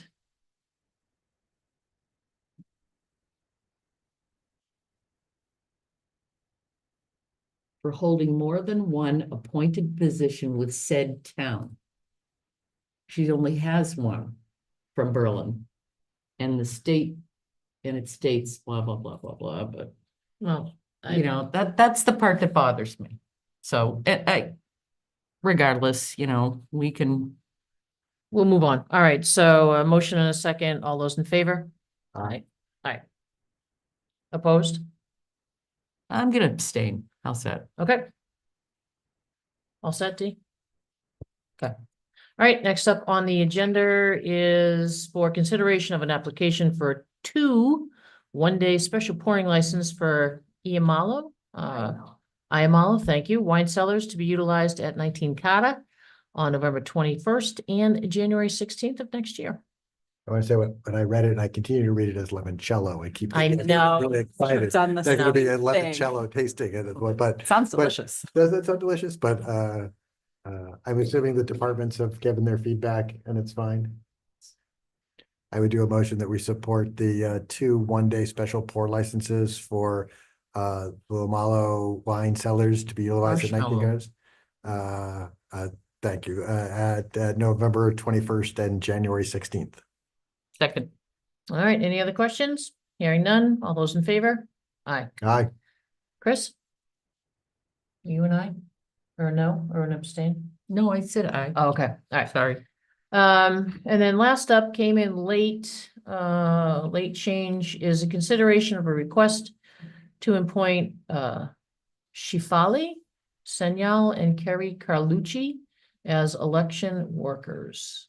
Yes, there was a need at the last minute to have 2 additional election workers for tomorrow. This was brought to us today. And so this was not an anticipated request. So we did put it on the agenda for the board's consideration, since we have a presidential election tomorrow. Right.